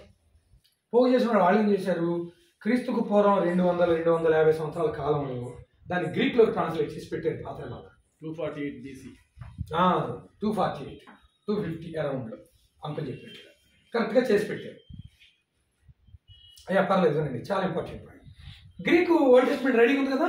ఇప్పుడు గ్రీకు న్యూ టెస్ట్మెంట్ తయారు చేసేసారు. ఏది ప్రకటన గ్రంథం ముగించేటప్పటికి 100వ సంవత్సరం దగ్గర 99 అనుకోండి, 100 అనుకోండి. ఇప్పుడు ఇక్కడేమో న్యూ టెస్ట్మెంట్ 27 రెడీగా ఉంది గ్రీక్లో. అక్కడ ట్రాన్స్లేట్ చేసిన గ్రీకు రెడీగా ఉంది ఓల్డ్ టెస్ట్మెంట్ 39. వీటిలన్నింటినీ ఒక చోట పోగేయాలంటే ఎట్లాగా, ఎతనేషియల్ అనే బిషప్ గారు పాత నిబంధన అలాగే ఒకే చోటకి వచ్చేసింది. అప్పుడు కొత్త నిబంధన 27 అక్కడ ఒకటి ఉంటుంది. వీళ్ళు ఏం చేశారంటే ఈ కౌన్సిల్, జామినియా కౌన్సిల్ వాళ్ళు వీళ్ళు కలిసి 1-2 సార్లు క్రోడీకరించి 330 అట్లా వచ్చేటప్పటికి 367 AD 30 నుంచి కుస్తీ పట్టుకుంటా 60 దగ్గరికి వచ్చేటప్పటికి 27 గ్రంథాలు ఈ ఒకటే గ్రీక్లో ఒరిజినల్గా రాయబడినవి, క్రీస్తు కేంద్రితమై ఉన్నవి. ఈ 27 గ్రంథాలని ఒక నిర్ణయానికి వచ్చేసారు.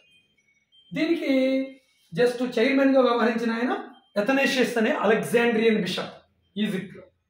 చూడండి, బైబిల్ మొత్తం ఐగుప్తులోనే ప్రిపేర్ అయ్యింది. గ్రీక్ బైబిల్స్ మొత్తం అంటే మొత్తం కాదు. యేసు ప్రభు కూడా చూడండి, అక్కడేమో పాత నిబంధనలో 300 సంవత్సరాలు అక్కడ బానిసలుగా ఉన్నారు యోసేపు కాలం. తర్వాత మళ్ళీ కొత్త నిబంధనకు వచ్చేటప్పటికి యేసు ప్రభు కూడా కొద్ది సంవత్సరాలు అక్కడ ఉండాల్సి వచ్చింది. ఇది హేరోదు చచ్చిపోయేవాడు. అదొక షార్ట్ స్టే హోమ్లో ఉపయోగపడింది ఇజ్రాయేలీకి చరిత్ర. సరే, ఈ విషయాలు మనం తర్వాత చూద్దాం. ఇప్పుడు ఏమైంది, ఈ 66 గ్రంథాలు అటేమో 39 రెడీగా ఉన్నాయి. ఈ 27 ఈయన పోగు చేశాడు ఎథనేషియస్ గారు. హెల్ప్ తీసుకున్నాడు చాలా మంది స్కాలర్స్. ఈ 66 ఒక చోట పోగు చేశాడు. ఫస్ట్ గ్రీక్ బైబిల్ అండి అది. ఫస్ట్ 66 గ్రంథాలు ఫుల్ బైబిల్ గ్రీకులో బయలుపరచబడింది కనుక గ్రీక్ లాంగ్వేజ్ అంటే నాకు కొంచెం ప్రేమ. First Greek Bible. ఎందుకో గ్రీక్ కూడా దేవుడు అంత ఎందుకు ప్రేమించాడు నేను చెప్తాను. ఈ పోగు చేసి దీనికి ఏం పేరు పెట్టాడంటే టా బిబ్లియా పేరు పెట్టాడు. ఫస్ట్ పేరు గ్రీక్లో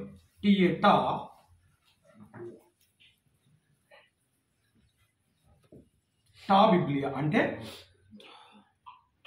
ద స్పెషల్ బుక్స్ అని అర్థం. Special group of books. దీని అర్థం ఏంటి, స్పెషల్ గ్రూప్ ఆఫ్ బుక్స్, ప్రత్యేకమైన గ్రంథ సముదాయం అండి. కరెక్ట్ చెప్పాలండి, ప్రత్యేక గ్రంథ సముదాయము, లేకపోతే యూనిక్ బుక్స్ అని కూడా అనొచ్చు గ్రీక్లో. The special group of books. దీన్నే ద బైబిల్ అని ఇంగ్లీష్లో మార్చారు. ఎందుకు గ్రీకు అనేది ఇప్పుడు చెప్పి ముగిస్తాను. నేను లాంగ్వేజ్ టీచర్ని కనుక లెక్చరర్ అనుకుంటే టీచర్ అనుకో. చూడండి, గ్రీక్ భాషకు ఉన్నటువంటి వొకాబులరీ, గ్రీక్ భాషకు ఉన్నటువంటి గ్రామాటికల్ స్ట్రక్చర్ ఏ భాషకి లేదు. ఎందుకంటే సపోజ్ మీరు ఇంగ్లీష్ నేర్చుకుంటే ఇంగ్లీష్లో గ్రామర్ చెప్తూ టెన్సెస్ అని వస్తాయి. యాక్టివ్ వాయిస్, ప్యాసివ్ వాయిస్ ఉంటుంది. కానీ గ్రీక్లో active voice, passive voice, neutral voice ఉంటుంది. అదేంటో కూడా చెప్పేస్తాను మీకు ఇప్పుడే. సపోజ్ ఇంగ్లీష్ కూడా మీకు వస్తుంది. సపోజ్ బ్రదర్ ఉన్నాడు, మీ పేరేంటి? సాల్మన్ రాజు. యవనస్తుడు, నాకు దగ్గరలో ఉన్న మన ఇద్దరం చెప్పుకుందాం, ఎవరి మీద చెప్పినా బాగోదు, రివర్చుకుందాం. సాల్మన్ రాజు గారు, నేను మోసం చేశాను. I deceived brother Solomon Raj, Betala Solomon Raj. నేను ఆయన్ని మోసం చేశాను. Active voice, I deceived him several times.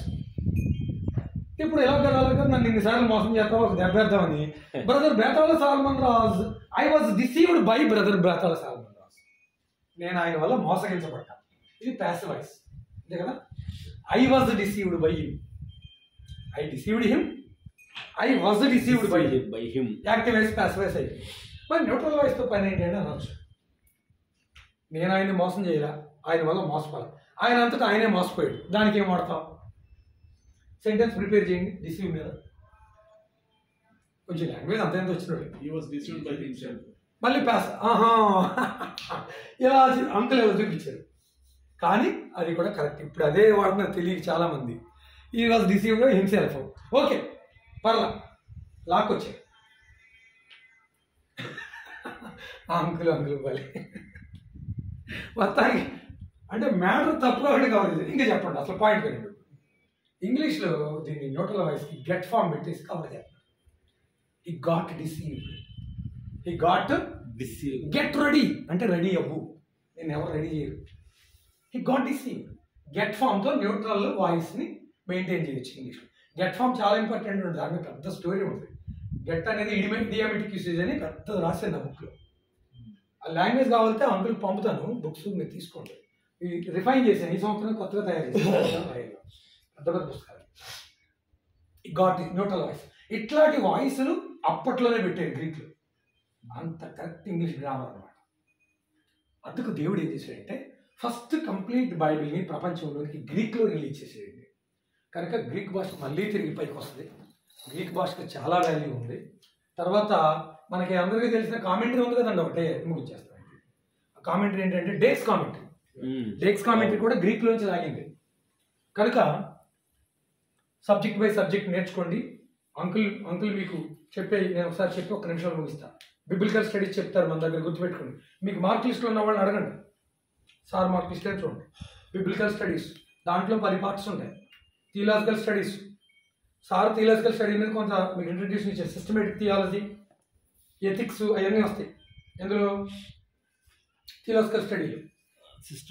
Systematic theology, దాంతోపాటు ఇంకొన్ని అపాలజిటిక్స్ అవి వస్తాయి. తర్వాత రెండోది బిబ్లికల్ స్టడీస్ ఏమో సార్ స్టార్టింగ్ లో చెప్పాడు. బిబ్లికల్ స్టడీస్ ప్రత్యేకంగా చెప్పకపోయినా అర్థం అవుతుంది. ప్రతి చర్చలో అయ్యే చెప్తారు. యోగ గ్రంథం ఫస్ట్ రాశారు, మోషే ధర్మశాస్త్రం ఏమైంది, పౌలు గారు రాయలేదండి హెబ్రీ పత్రిక అని. హెర్మనాటిక్స్ అనేది అంకులు పెట్టారు. హెర్మనాటిక్స్ అంటే నీకు మరలా చెప్తున్నాను, హెర్మనాటిక్స్ అనగా ఇదిగో సైన్స్ ఆఫ్ ఇంటర్ప్రిటేషన్, భావ వ్యక్తీకరణ శాస్త్రము.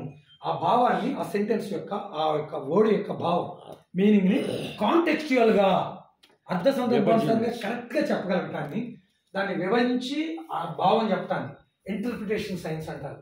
సైన్స్ ఆఫ్ ఇంటర్ప్రిటేషన్ హెర్మనాటిక్స్ అంటారు. ఇది ఎందులో కొత్తది మీకు? హెర్మనాటిక్స్ థియలాజికల్ స్టడీస్ లోనే ఉంటుంది. ఇది ఒకటి ఇంపార్టెంట్. మూడోది హిస్టారికల్ స్టడీ చెప్తారు. దీనిలో ఒక 4-5 పార్ట్లు ఉంటాయి. నాలుగోది లీడర్షిప్ చెప్తారు. దీన్నే లీడర్షిప్ అంటారు, దాన్నే మిషియాలజీ అంటారు. దాన్నే మూడో మాట ఏంటి? లీడర్షిప్ అన్నా, మిషియాలజీ అన్నా, ప్రాక్టికల్ థియాలజీ అన్నా ఒకటే. ఐదోది లాంగ్వేజ్ స్టడీ. బిబిలికల్ స్టడీస్ నేర్చుకున్న తర్వాత అంటే అక్షరార్థంగా నేర్చుకోవడం బైబిల్. బిబిలికల్ స్టడీస్ అంటే ఏ గ్రంథం, ఎవరు, ఏ సంవత్సరం, ఏ ప్లేస్లో ఎలా రాశారు. థియలాజికల్ స్టడీ అంటే స్పిరిచువల్ మీనింగ్తో నేర్చుకోవడం. ఆదికాండం నుంచి ప్రకటన రిలేషన్స్ ఎలా ఉన్నాయి, మీనింగ్ కోరిలేట్ అయింది లేదా. నేను చెప్పాను చూసారా, మన పోలిక చొప్పున మన స్వరూపం అందని ఒకటే పోలిక. ఆ పోలికి వలసి పత్రికలు ఆన్సర్ ఇచ్చాడు. అదృశ్య దేవుని సంపూర్ణ స్వరూపం, మన స్వరూపం అంటే క్రీస్తు స్వరూపం. ఇట్లా ఆదికాండం నుంచి చివరి వరకు ఉన్నట్లు లింకప్ చేసేది థియలాజికల్ స్టడీ అన్నమాట. హిస్టారికల్గా ఇది ఎక్కడెక్కడ ఎలాగ అప్లై అయ్యింది, ఏం జరిగింది. మరి లీడర్షిప్ ఎందుకండి ప్రాక్టికల్ థియాలజీ అంటే? బిబిలికల్ స్టడీ నేర్చుకున్నాం, థియాలజీ స్టడీ నేర్చుకున్నాం, హిస్టరీ నేర్చుకున్నాం, ప్రాక్టీస్లో పెట్టాలిగా.